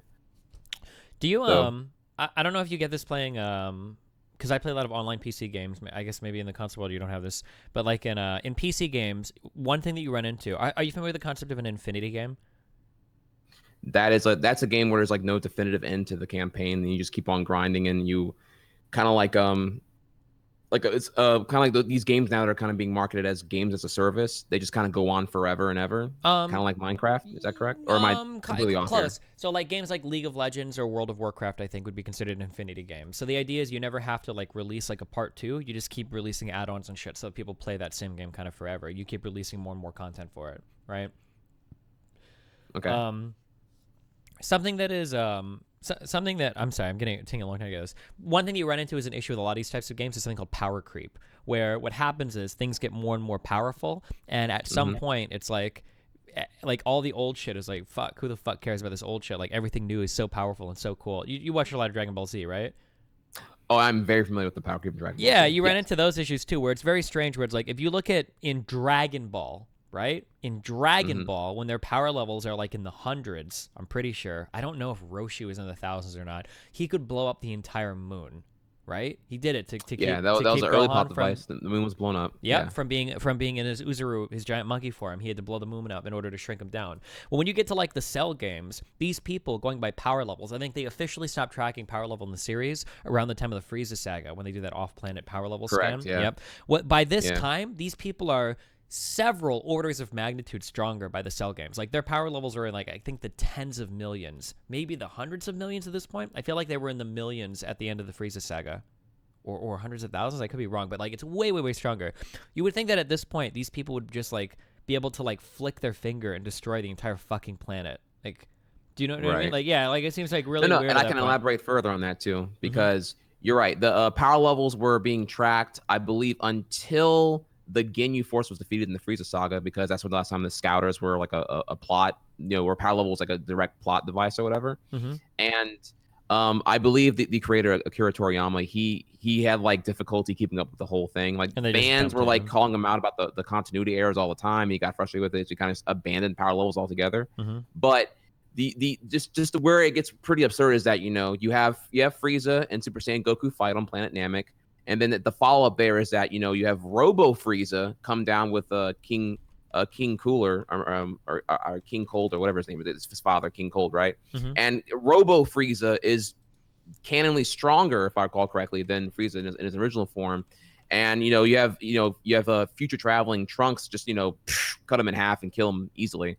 So Trunks is already magnitude stronger than Frieza, and then you just take the idea of who's stronger than who compared to what the power level was back then and the stakes of destruction that was applicable to when we last knew about it. Ideally here with the moon being blown up in Dragon Ball itself, and it's like yeah, you're right. Literally, you can do a Thanos snap and blow up half the planet easily. Yeah. So Absurd. just for some perspective on this, Piccolo blew up the moon as well. When he did that, his power level was confirmed less than 1,000. And then some of the rankings that I see for power level, like for Super Saiyan 3 Gotenks, his power level was 28 billion. I was going somewhere with this. I'm sorry. So with all of that being said, one thing that I noticed is that, because I brought this up for a reason. In the Marvel universe, it seems like we're kind of getting there, where one thing that I worry about is like, in order for when you're writing a narrative, so this applies to writing books or film or TV shows, you have to make it so that the struggle has to be either large enough or personal enough for somebody to care, right? You wouldn't write a story or do a film about like a guy might drop a pencil and somebody will trip, right? There has to be like a life or death struggle or a big relationship for a personal character or some like epic like global struggle. One thing I wonder for the Marvel movies is that everybody keeps getting so fucking strong and the struggles keep getting larger and larger and larger. Like, what the fuck are you gonna do for people to give a fuck about anything? Like, at the end of Infinity War, we have a guy that's literally about to kill half the fucking universe, or that killed half the universe. Are we ever going to be able to care about like a superhero film where it's just like the Earth is the only planet at stake, or even less, just a fucking city? Like, well, so let's just pause here, because for me to go into a speculation of what I think will happen that will address that problem was going to be just spoiler town. Oh, so yeah, I'm sorry. Spoiler alert. If you haven't seen Infinity War yet, fuck off. Sorry, go ahead. Yeah. Okay. So spoiler town here. So here's the idea, right? If you look at so how will they treat the power creep struggle that's going on? How are you going to top Thanos, who's literally blowing up half the universe with a given snap because he has the assembled Infinity Gauntlet, right? The situation there, to explain narratively what's happening, look at the back end behind the scenes. And what's going on now is you have, I believe, Robert Downey Jr., the actor who's portraying Iron Man. He initially, I think, had a 4-film contract from 2008, and he's been being paid out of contract since then. So he's gotten incredibly expensive. I wouldn't even be surprised if he's like getting upwards of like $50 million on per film deals. I imagine he's pretty expensive to get at this point, because he's so valuable to the MCU brand, and he's just like you he's worth it. You know that you need him whenever you need him. So I imagine that they're very, very eager, or maybe their original plan, because it's probably gone better than expected, the entire MCU narrative so far. Because you have, multiple films now grossing over $1 billion, and in 1 year, both Infinity War and Black Panther crossed over $1 billion, which is like, very, very good for them. Is that they eventually want to retire the cast because, they can't afford them, or those actors and actresses want to move on to do something else, that they're not trapped being synonymous with only those roles, like George Costanza from Seinfeld. So the idea is to have stakes happen here is that the Infinity War Part 2, Thanos is going to like kill all the core members. Like, so you're going to kill the initial 4, again, this is speculation here. This is like the general idea. People are going to die. People are going to actually die in Infinity War, which would include, Captain America, Iron Man. Definitely, in my opinion, definitely those two for sure. And there would be a new generation of heroes that would have like that would take over the reins there. Whether you would transition into the Inhumans having an expanded role and taking over from the gap left from those two, or you would have, if you can get it planned in time, you have the X-Men take over, or you give Spider-Man a much expanded role in leading the Avengers for Avengers 5 onward. I'm not quite sure, but yeah, people. In terms of how you would treat the power creep, you would have you let Infinity War Part 2 be the definitive one where a major character actually dies and stays dead. So, that's that'd be interesting. It'd be dark. Yeah, but... if people don't, I actually would be really surprised if no one dies, like no one genuinely dies. Like and hopefully it's like important people too, not like. Yeah, not like Quicksilver, Black who died Widow in and like, Hawkeye or some dumb shit. Or it's like, okay. Yeah, like I already suspect now, again, spoilers or whatever, but I already suspect now that like Gamora, who's trapped in the whichever stone it was, from Thanos is like, you know, he had to like kill her in order to get the, I think it's a Soul Stone, if I recall correctly. Yeah. I suspect that she's like in another dimension, trapped, in like whatever, in the power of the crystal that he or the gem that he had to get in order to do that. Like she's in like a different dimension, and you know, perhaps Doctor Strange will somehow access that dimension and resurrect her and use that to figure out some time traveling bullshit in Infinity War Part 2 to make everything go in a hopeful direction of like winning somehow. Yeah. But yeah, like her coming back is not what I'm mad about. I expect that. It's like it's the fact that if like none of the core cast actually dies, then legit to me you're kind of copping out. Like you can't give me like Thanos and say, you know, here's big bad daddy coming to fuck the world a new asshole, and then have like nothing of stakes actually occur. Yeah. Over a dramatic 2-part film. Yeah, reviving everybody fucks all of your dramatic narrative completely. When you realize like that was a big. Well, I mean, tons of things have these problems, right? But I guess as we used Dragon Ball Z earlier, that was a big problem with Dragon Ball Z. One, dying in Dragon Ball Z doesn't even matter because the afterlife seems like super sick, right? I mean, not even kidding there. How many? And then how many? Is there times, a counter? How many times does Goku die and come back? Yeah. Like how many Dragon Balls? Like, oh, well, they'll come back after a year. Like, oh no, they're gone forever. Oh, well, we can use another planet's Dragon Balls. Oh, well, we can make a special deal with some kami guy or whatever and come back. Like, there's like always like a fucking way to come back. And then people like can communicate between worlds and shit. And being dead doesn't even fucking matter. So, yeah, I don't know. And then you know Goku can instant transmission now, so you can just go between planets. You know, at any convenience needed if required. The Namek Dragon Balls Dragon Balls can resurrect someone unlimited amount of times, unlike the Earth Dragon Balls. So you can just like, you know, whatever. You can plot the device your way. Didn't Goku instant transmission Cell to Kami's planet or whatever? But yes, was that in the afterlife? It had to have been, right? Because he goes through Snake Way and shit to get there. No. Yeah. Goku. I forget. It's been a while since I watched the end of Cell Saga here, but yeah, he transmissions because Cell was going to lose, and Cell, being the salty, you know, league shooter that he is like, all right, I'm gonna BM everyone now. I'm gonna inflate into a giant, like, I don't know, like boo bubble and just blow the whole world up or whatever. And then Goku's like, oh well, fuck, you know, I guess the only thing I can do now is transmission him to somewhere else and let him blow up there or whatnot. So apparently that was in the afterlife, but Kami was alive. I don't know, fuck all that shit, but so yeah, it was just like, all right, whatever, cool. It's not even as like dumb as like the Boo Saga. I'm actually not really a fan of Boo Saga at all. I feel like you want to talk about power creep there.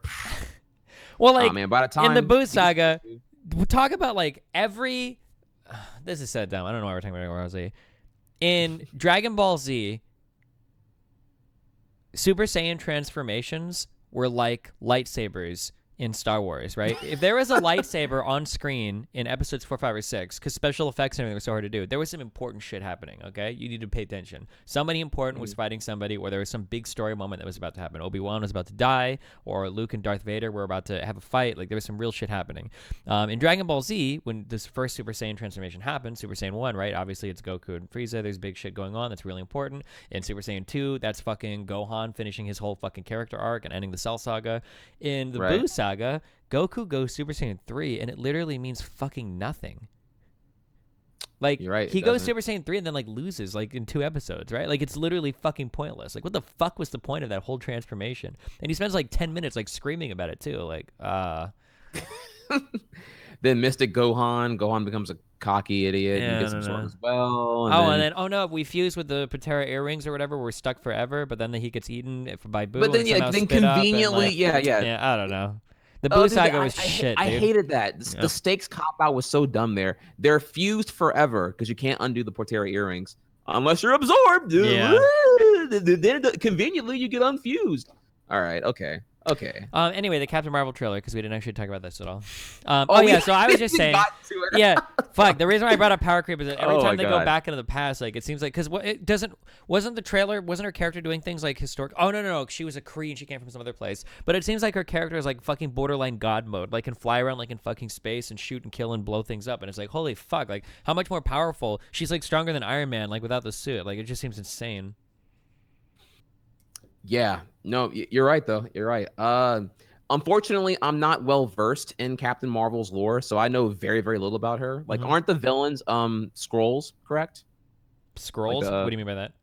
Skrull. Oh, maybe I'm not well versed. Yeah, like they're that alien race that can like all I know about them is that they're the alien race that can they have like stretchy limbs and they can imitate appearances of other things.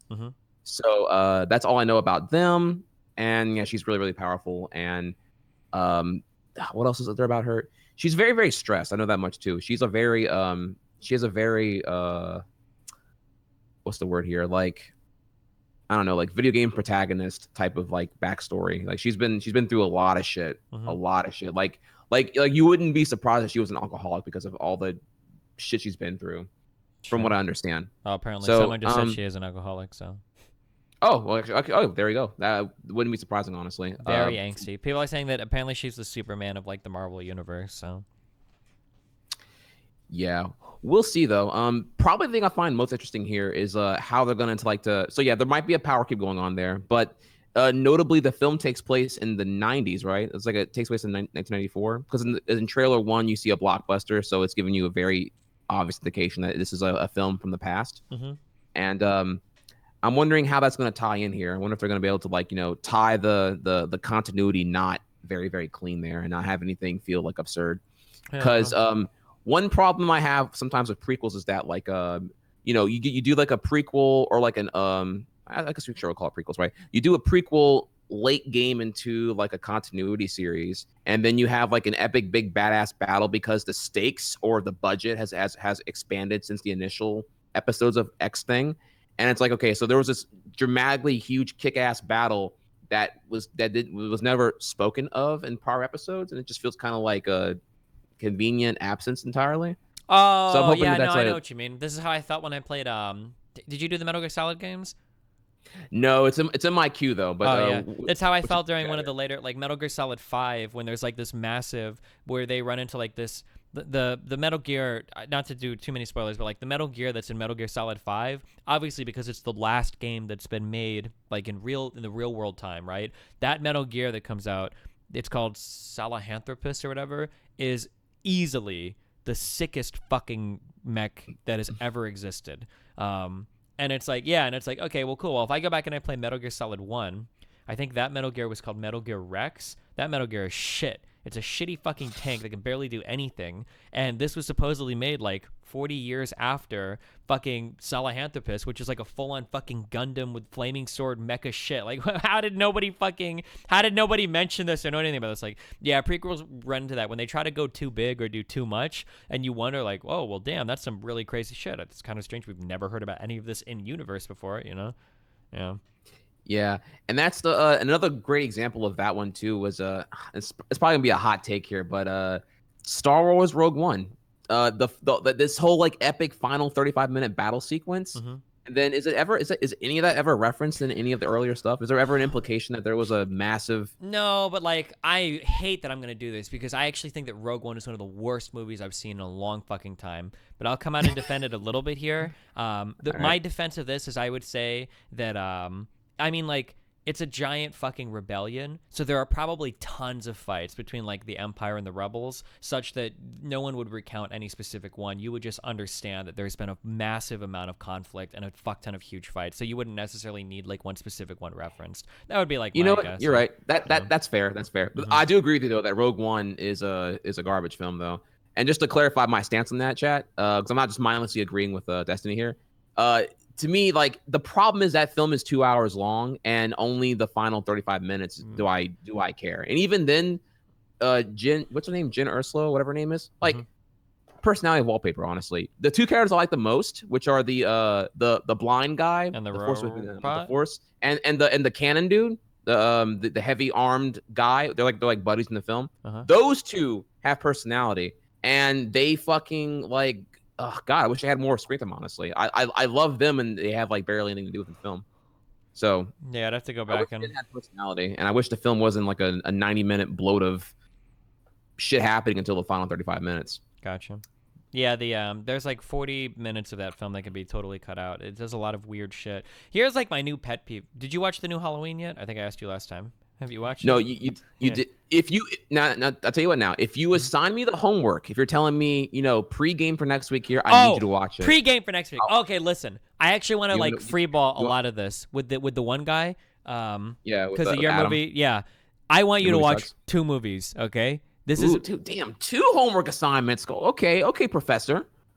What you got? I want you to watch Prometheus, and I want you to watch Halloween. Okay. All right, hang on. Wait. Now, I've already. Okay, first off, I'm gonna be right there with you. I'm gonna be tag teaming with you, shitting on Prometheus. So I have seen it, and I do think it's a nonsensical garbage. He gave this movie But like it- a but you- 6 or 7 out of 10. I want to go fucking hard on this. Okay. Oh. That's number 1.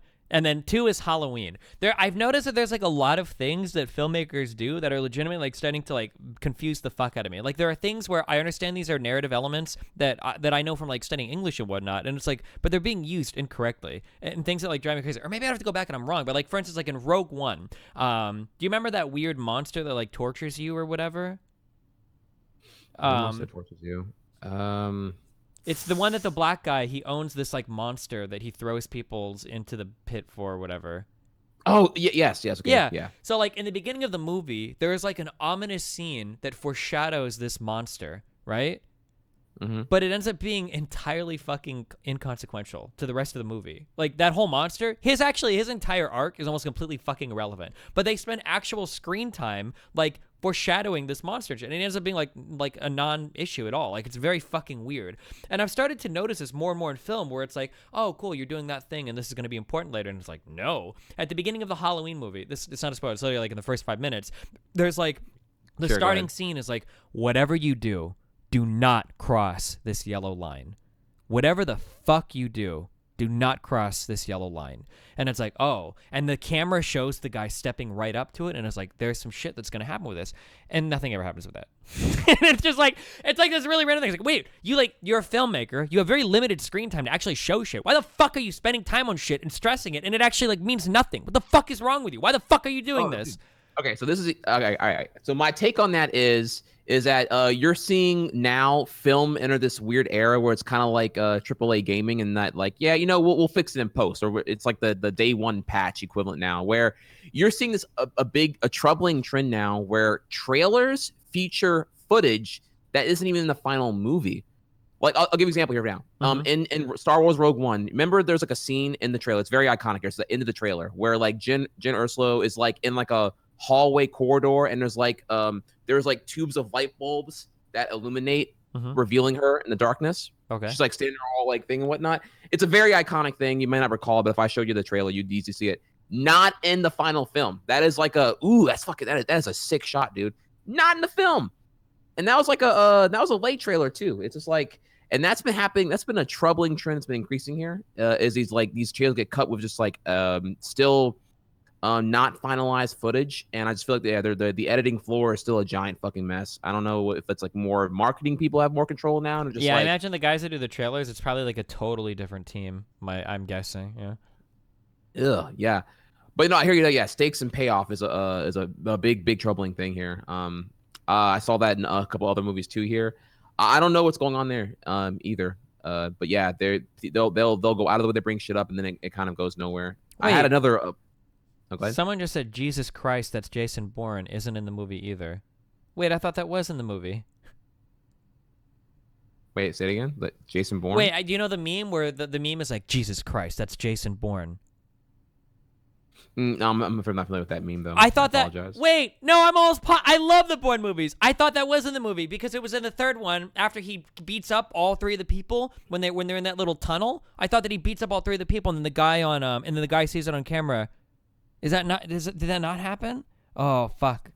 Uh-oh. All right, I'll look it up. I'll look it up after, I guess. Okay. Getting exposed.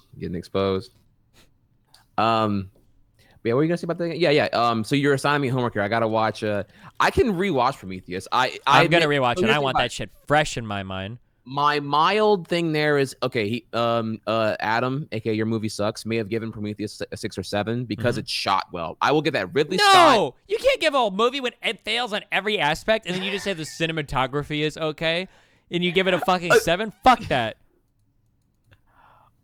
I mean, look, okay. So let's say I'm a chef and I have a fucking the world's best grilled cheese. I'm thinking here, and it's like the most banger.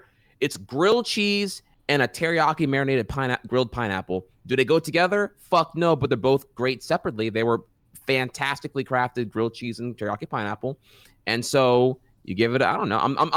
I'm just giving you what maybe why. I'm not defending his stance on it because I agree the movie's illogical nonsense. Both that actually, if you're gonna assign me homework and tell me, I'm sorry, I'm already abandoning my stupid analogy here. If I have to watch Prometheus again, then goddamn it, you have to go full throttle here, and you need to watch Alien Covenant. You need to watch Stupid X Stupid. Right? I watched Alien Covenant. You did? Oh, I think it was a bad movie, but it was so fucking forgettable that I don't even I don't actually even. I think I even watched it in theaters. I don't think I remember anything. Wasn't the one girl character just like fucking dead? It's so fucking tough. Wasn't the girl? She was just dead, wasn't she? She didn't even the main character from Prometheus wasn't even in the movie, right? She was just already dead. Dude, yes, it was so dumb. Dude, there's a distress signal to go to they're going to abandon their predetermined route for I guess like human race archival or whatever. And they're gonna just like spontaneously divert route for a distress signal. Like it was just like, what? Who does that? Who fucking does that, dude? Yeah, I don't remember. That whole movie was so dumb and forgettable. I remember they were flying on a ship and someone was because it was like the two androids fighting against each other in the end, right? Yeah, yes. And then and one of them like I try not to be like a nitpicker, but it's like it didn't. I'm sorry, more spoilers here for that. But that movie's trash anyway, so fuck that movie. Doesn't like one of the crew members like smoke a cigarette on the foreign planet? It's possible. I don't remember. And then that leads to like the aliens like detecting him or whatever. It's like who would smoke on a I don't know. Maybe that's just me. Like who would smoke on a foreign planet? Well, I mean, Prometheus is even dumber than that. That Prometheus is like they're all the biologists and scientists step into a cave and he's just like, oh look, there's oxygen. I'm just gonna take my helmet off and breathe everything. Oh like, no, yeah, that gets me even too. More dumb. Holy shit. Oh. Yeah, no, that was super dumb. Okay. Reddit Q&A. Did you get any good questions for us? Dude, no, that's why I was trying to hurry up and get some things in here. Can you well, yikes, let's go ahead and visit the thread for week 4 that got posted late. I wonder why, Mr. Mooten. Oh man, I'm just going right off the first one here. Got a good question right off the first one. The popular speedrunner RW White Goose was banned from ADGQ after being All Games Done Quick. It should be AGDQ, right? All Games Done Quick. After being discovered to be a white nationalist when his Discord messages were leaked. Thoughts? Did you hear any of that or see any of that? Yeah. This is oh my god! I thought when they said like white nationalist, I was like, okay, he probably said some shit like he's pro-Trump or whatever. He went full on like fucking Jewish question and everything. There was a lot of fucking shit in there. Damn. Okay. All right. So first thing first is AGDQ. It's awesome games done quick. Not all games done quick. I know people are gonna probably. It's awesome games done quick. My bad. Okay, go ahead. Yeah, no, it's cool. It's not even. It's not important. Just figure I get that out there for you.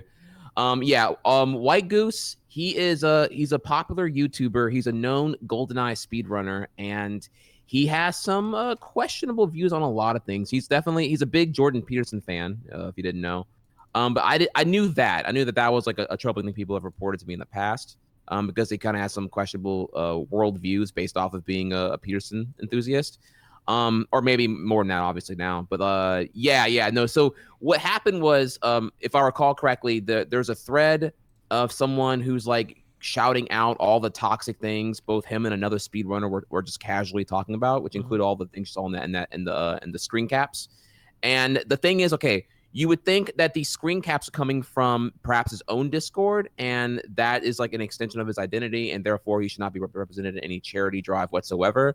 But from what I understand, all these messages were in a speedrunner only private room on the official speedrun.com Discord, or an official speedrun Discord.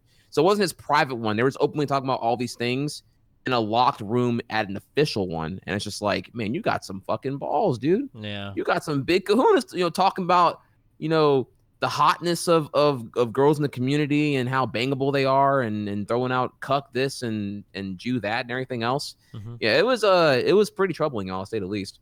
I didn't know about all that until the leak happened and whatnot. I'm not too close to him. We haven't spoke actually in quite a while. Like last time I seen him was probably like 2014 at a prior GDQ engagement. And what else is there about this here? Yeah, so if you look through the leaks, it's look through you can find the tweet in question quite easily if you look for it. Oh yeah, I was just showing it on stream, so yeah. Oh, you were? Okay, yeah, it's pretty it's pretty indefensible. So him and the other speedrunner got removed from this or pretty much permanently banned from attending GDQs, and GDQ remains a safe space ever since. Mm-hmm.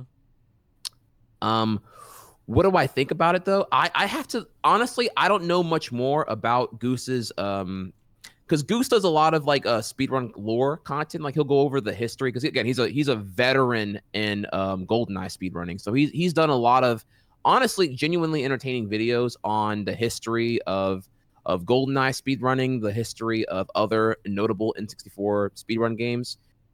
He doesn't really he has opinions about things that I probably disagree with, but I haven't seen any video content of him elaborating on those things. Mm-hmm. So I wish I had more insight to go into to talk about it, but I unfortunately don't.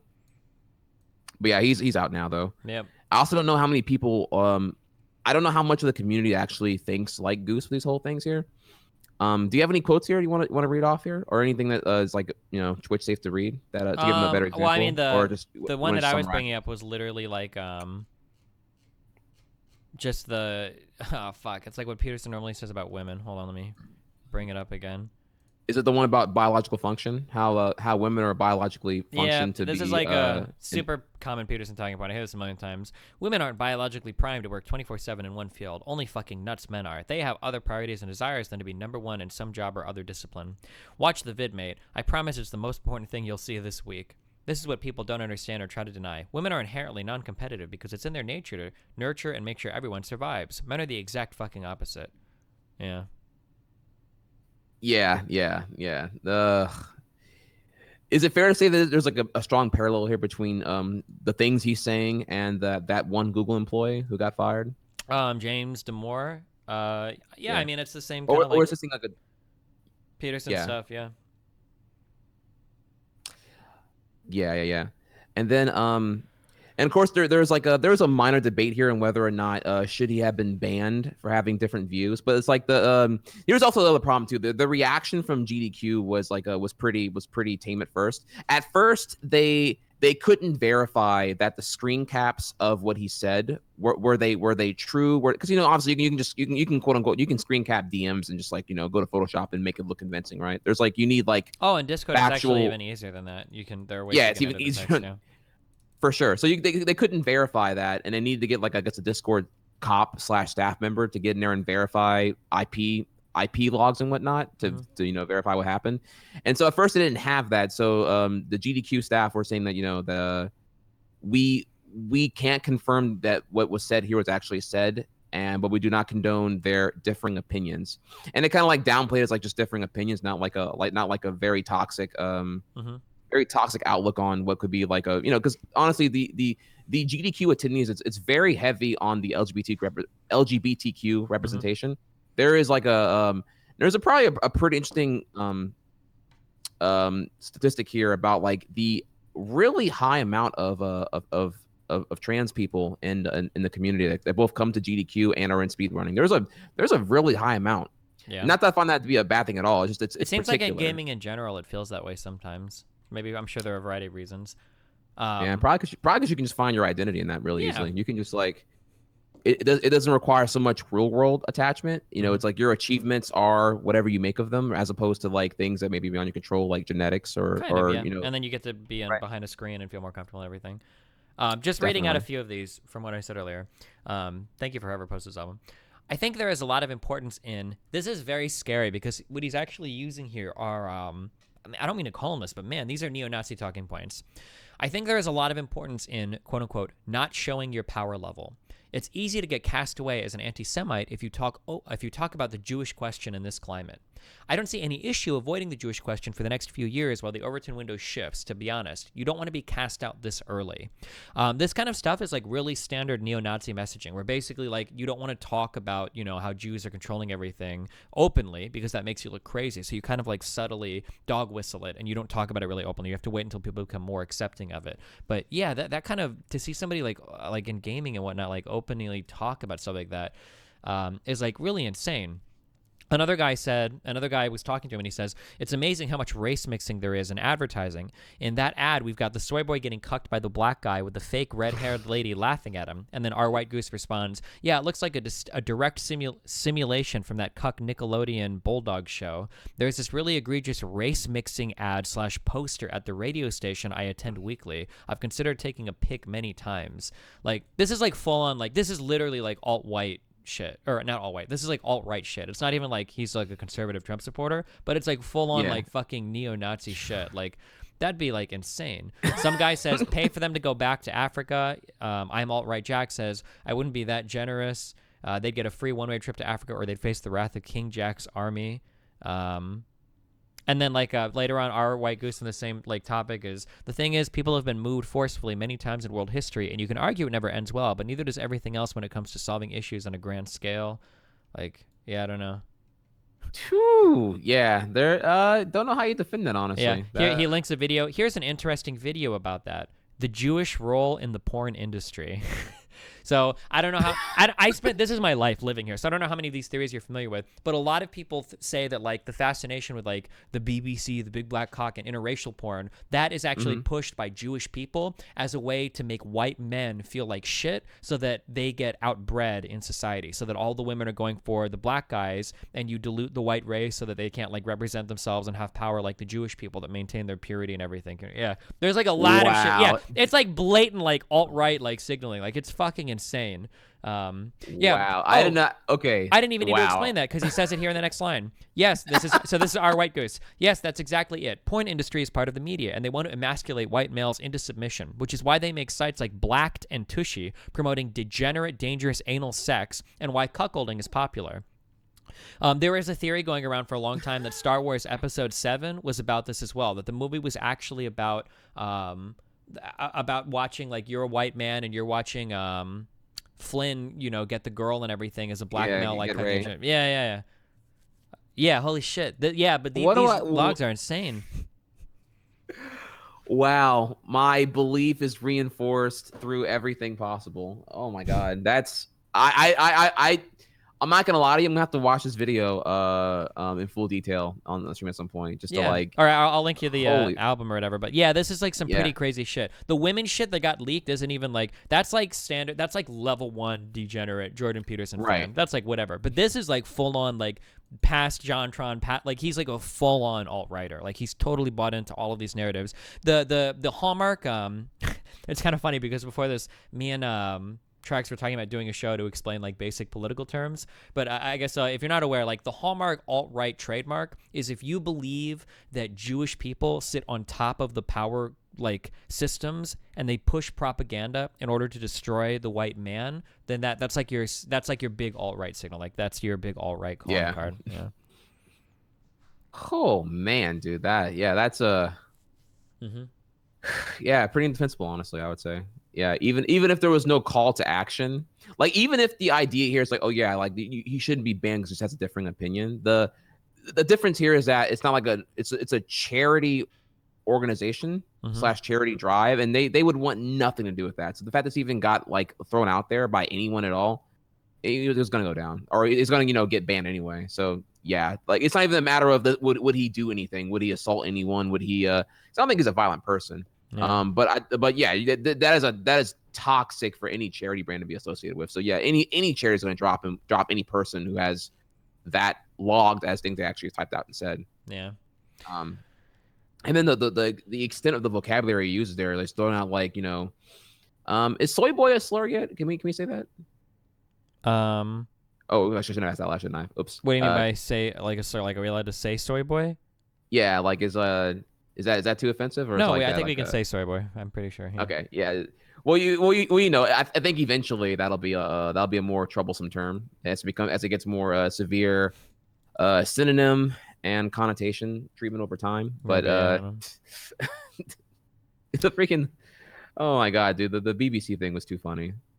Let's so yeah, we covered that one. I wish I had more on it. I wish I would have been better prepared here. But yeah, Well, that here's was definitely something. this is about not safe for work shit on Tumblr, and the Tumblr got rid of not safe for work. That's not much to talk about here. Well, we can end on this question because this is actually very interesting to me. At which point would you consider being at which point would you reconsider being friends with someone that has completely different political ideologies? Man, I'm dealing with that right now, honestly. I had to remove all of my. I think I mentioned this a while ago, like a month or two ago. I had to tell remove like tell all me. of my family from Facebook. Over the, So it was during the Kavanaugh shit. I couldn't deal with it because I was getting real fucking nasty. It was about to turn into death threat shit. Holy fuck. really, Oh yeah. I have this problem right now, actually, big time. I have my cousin, who I'm very close with. It's worse, right? Because he works at a chemical manufacturing plant of some sort, and literally he's super opposed to like a green revolution for USA. Because like it's gonna literally kill like the industry that he's currently in right now. But he's like, so it's like I'm like, dude, do you not realize like the potential of having a new deal, all new infrastructure, going for renewable energy that we need to because, and within 1 century we're gonna be a total shit show as far as like climate and irritable soil, and you're gonna have more food droughts going on because you're just gonna have more and more animals like expire or whatever because of particularly I guess bee pollination patterns are gonna become all fucked up because of the weather, extensive weather patterns and damage. And I'm like, yeah, all these obvious things are going to be bad if we don't do something now, but he's opposed to it because of his direct benefit being working at a chemical plant. I'm just like, all right, dude. Well, and I've never had to deal with this whole like frustrating thing about convincing my family who are on the other side or just the other spectrum here of ideologies. So that one I've been pushing off as a non-confrontational, but I need to eventually either just like tell him he's wrong or move on with it. The one that I'm really at a problem with here is actually my I hope it's not too personal, but it's actually my dad. My dad's one I have to really, I don't know what to do, man. Wait, is he like a big Trump supporter? Oh, worse. He's not only is he a Trump supporter, he's an Alex Jones listener. Ooh. Yeah, he's and he gives me I don't talk to him too often, but he gives me condescending, smug, quote unquote enlightenment periods where when I talk to him, he's just like, oh man, you don't even understand. Because he'll go on about how like, not only is Trump doing great, but we need a third term for Trump because we need him to stop all the pedophiles. Like he's the only one who's ever going to rise up and stop these pedophiles. Man, I don't know if you realize it, but like, fuck, that's so fucking genius. Like, everything your dad is saying is literally fascism. Like, that's exactly what that is. I know he would deny it, but like, the idea that there are problems that are so severe that you need to mobilize the entire state under single party rule behind a strong leader because it's the only way to swiftly and effectively deal with these problems at any point in time, even if this means taking over some industries and making them state run. Like, this is fascism. Like, that's exactly what that is. The idea that you need, and I guess on a much, much, much lesser note, you could say it's populism or maybe totalitarianism, but like, that's like what you're getting at there. It's very interesting that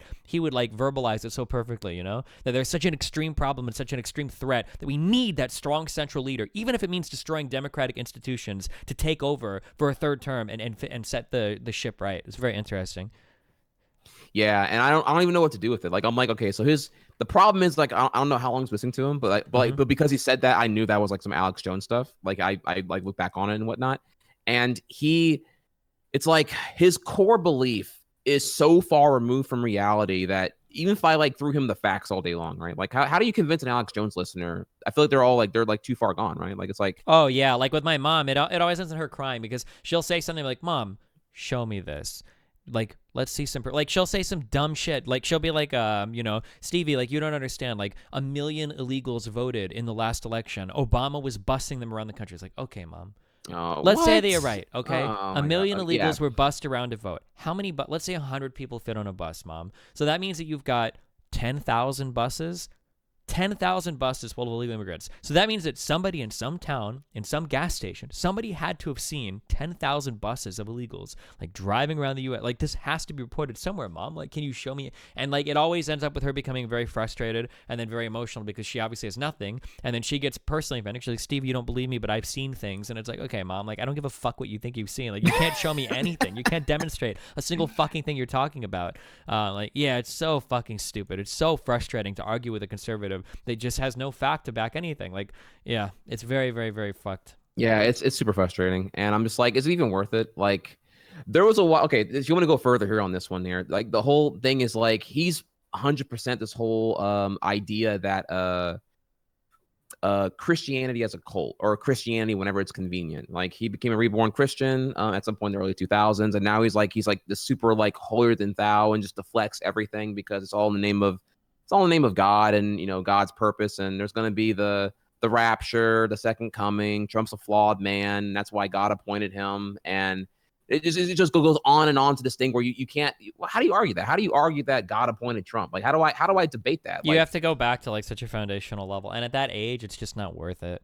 Yeah, it's like, because you've built like your whole world like for so many years. For you to change your mind, you'd have to admit you've been wrong for so much of your life, and like just most people aren't capable of that. To be fair, I don't even know if I would be fucking capable of that. Like, that's got to be real fucking hard, you know?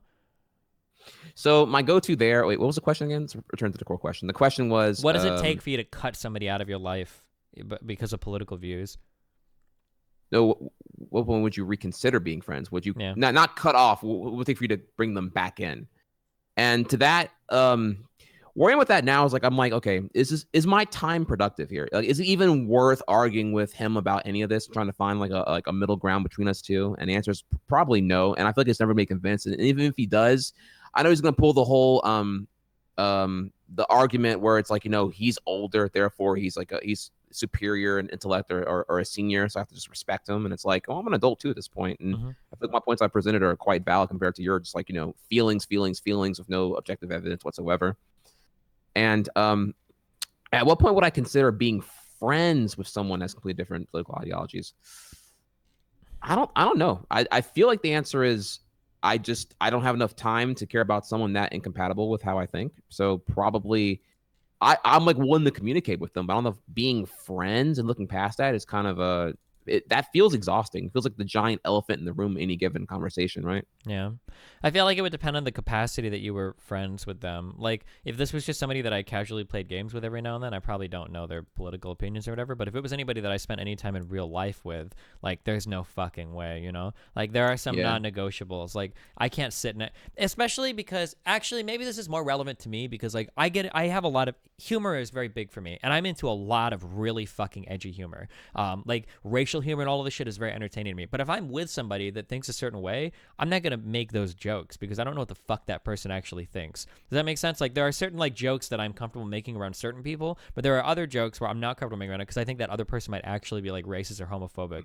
So it ends up playing out to where like I get very uncomfortable. And then also like seeing people act in certain ways publicly is like very fucking disgusting to me too. Like, I have a visceral response when I see somebody acting like a huge fucking piece of shit like publicly to somebody over something like race or like gender or some LGBT shit. Like, is like very fucking disgusting to me. Holy shit.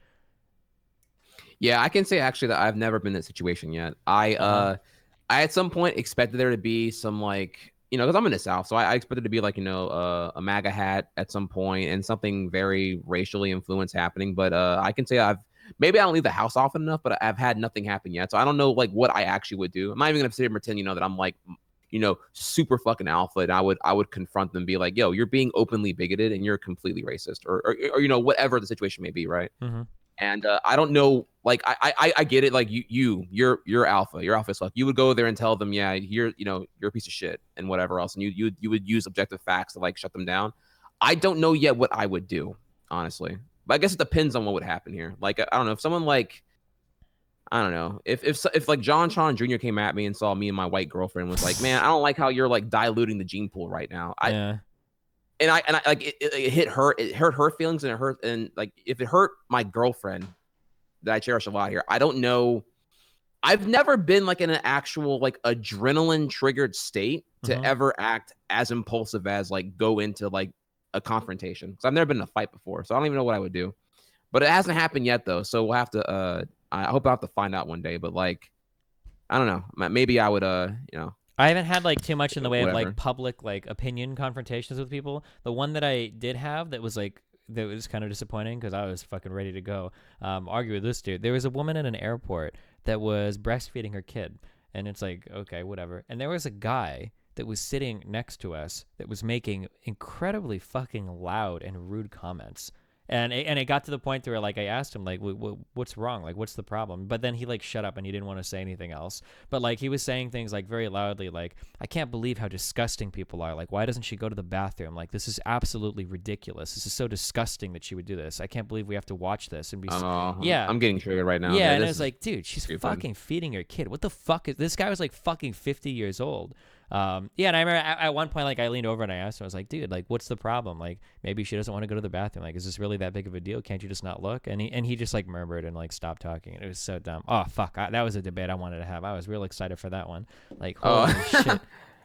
Okay, well, I can recall one time where I was a little bit alpha. There was, I think it was, okay, so things that trigger me really hard, dude. When people in a movie theater, and this is probably better for next week to elaborate further on, but people in movie theaters who, like, use their phone.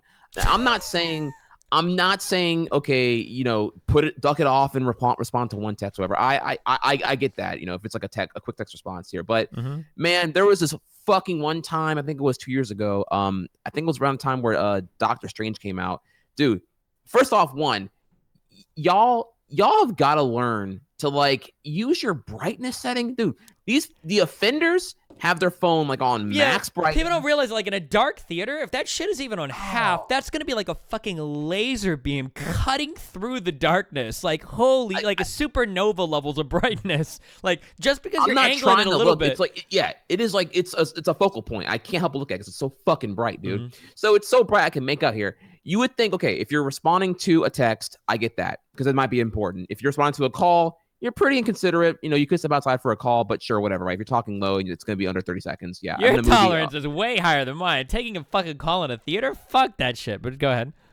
Well, to call them out, though. This is where I had to call them out, though. Okay, yeah. This guy had his phone open during all the trailers. It was going into the main feature, and this guy had max brightness on, sitting pretty close to front row, so everyone had to fucking suffer through his bullshit.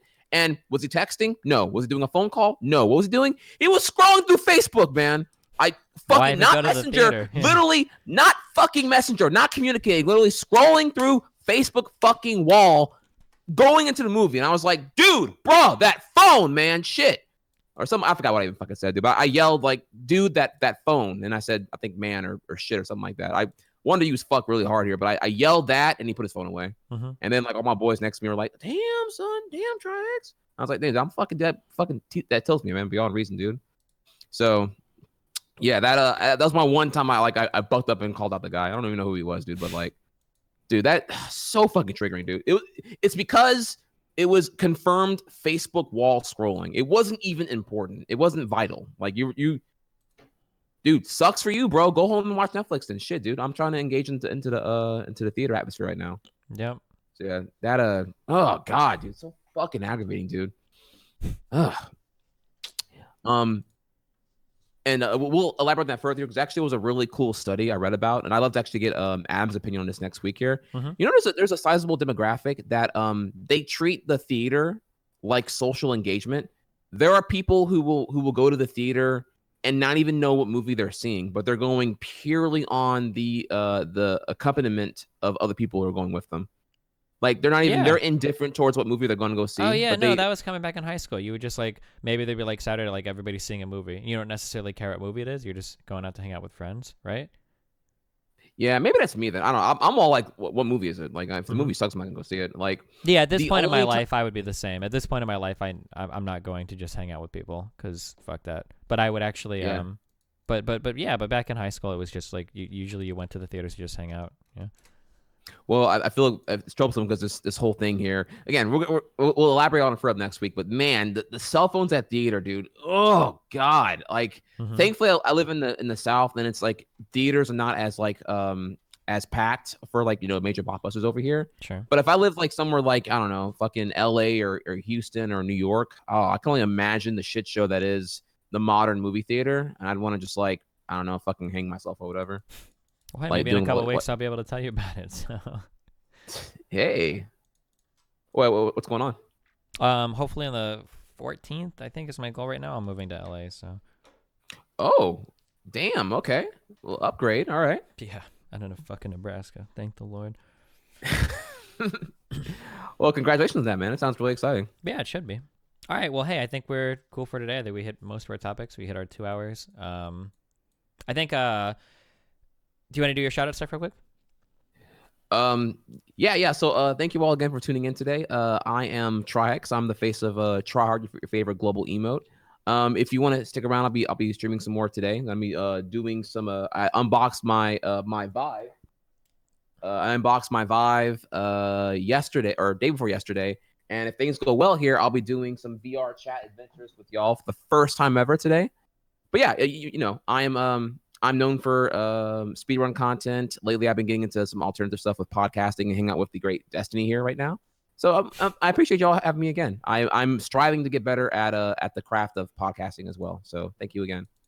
Yeah, and then I'm Destiny. I think finally, if you go to my website now, destiny.gg, you'll see the podcast stuff listed at the top of the website. And then if you click through to that, it will take you to Libsyn. Or it's not right at the top. I think it's underneath the merchandise.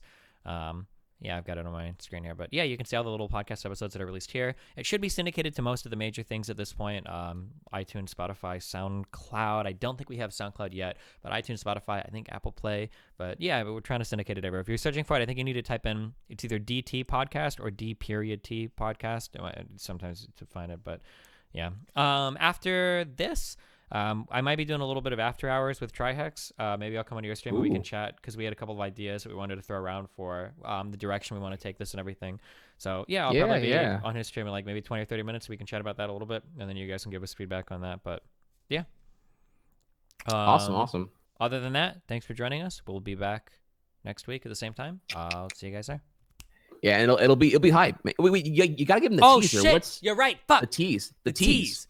We got Adam from Your Movie Sucks, the YouTube channel, who's going to come on, and we're going to grill the fuck out of him for movies for 2 hours. That's going to be fun. It'll be our first guest episode, and yeah, that'll be hype as shit. That should be super fun.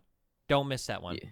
Okay? Don't miss it, y'all. This is a banger. This is a legit banger guest. I am a huge fan. I'm gonna try to tuck in my boner a little bit. That I'm not fangirling too hard. But I do agree we got to call out that 6 or 7 out of 10 on Prometheus a little bit there. You got to call that one out. Yeah. Because, oof.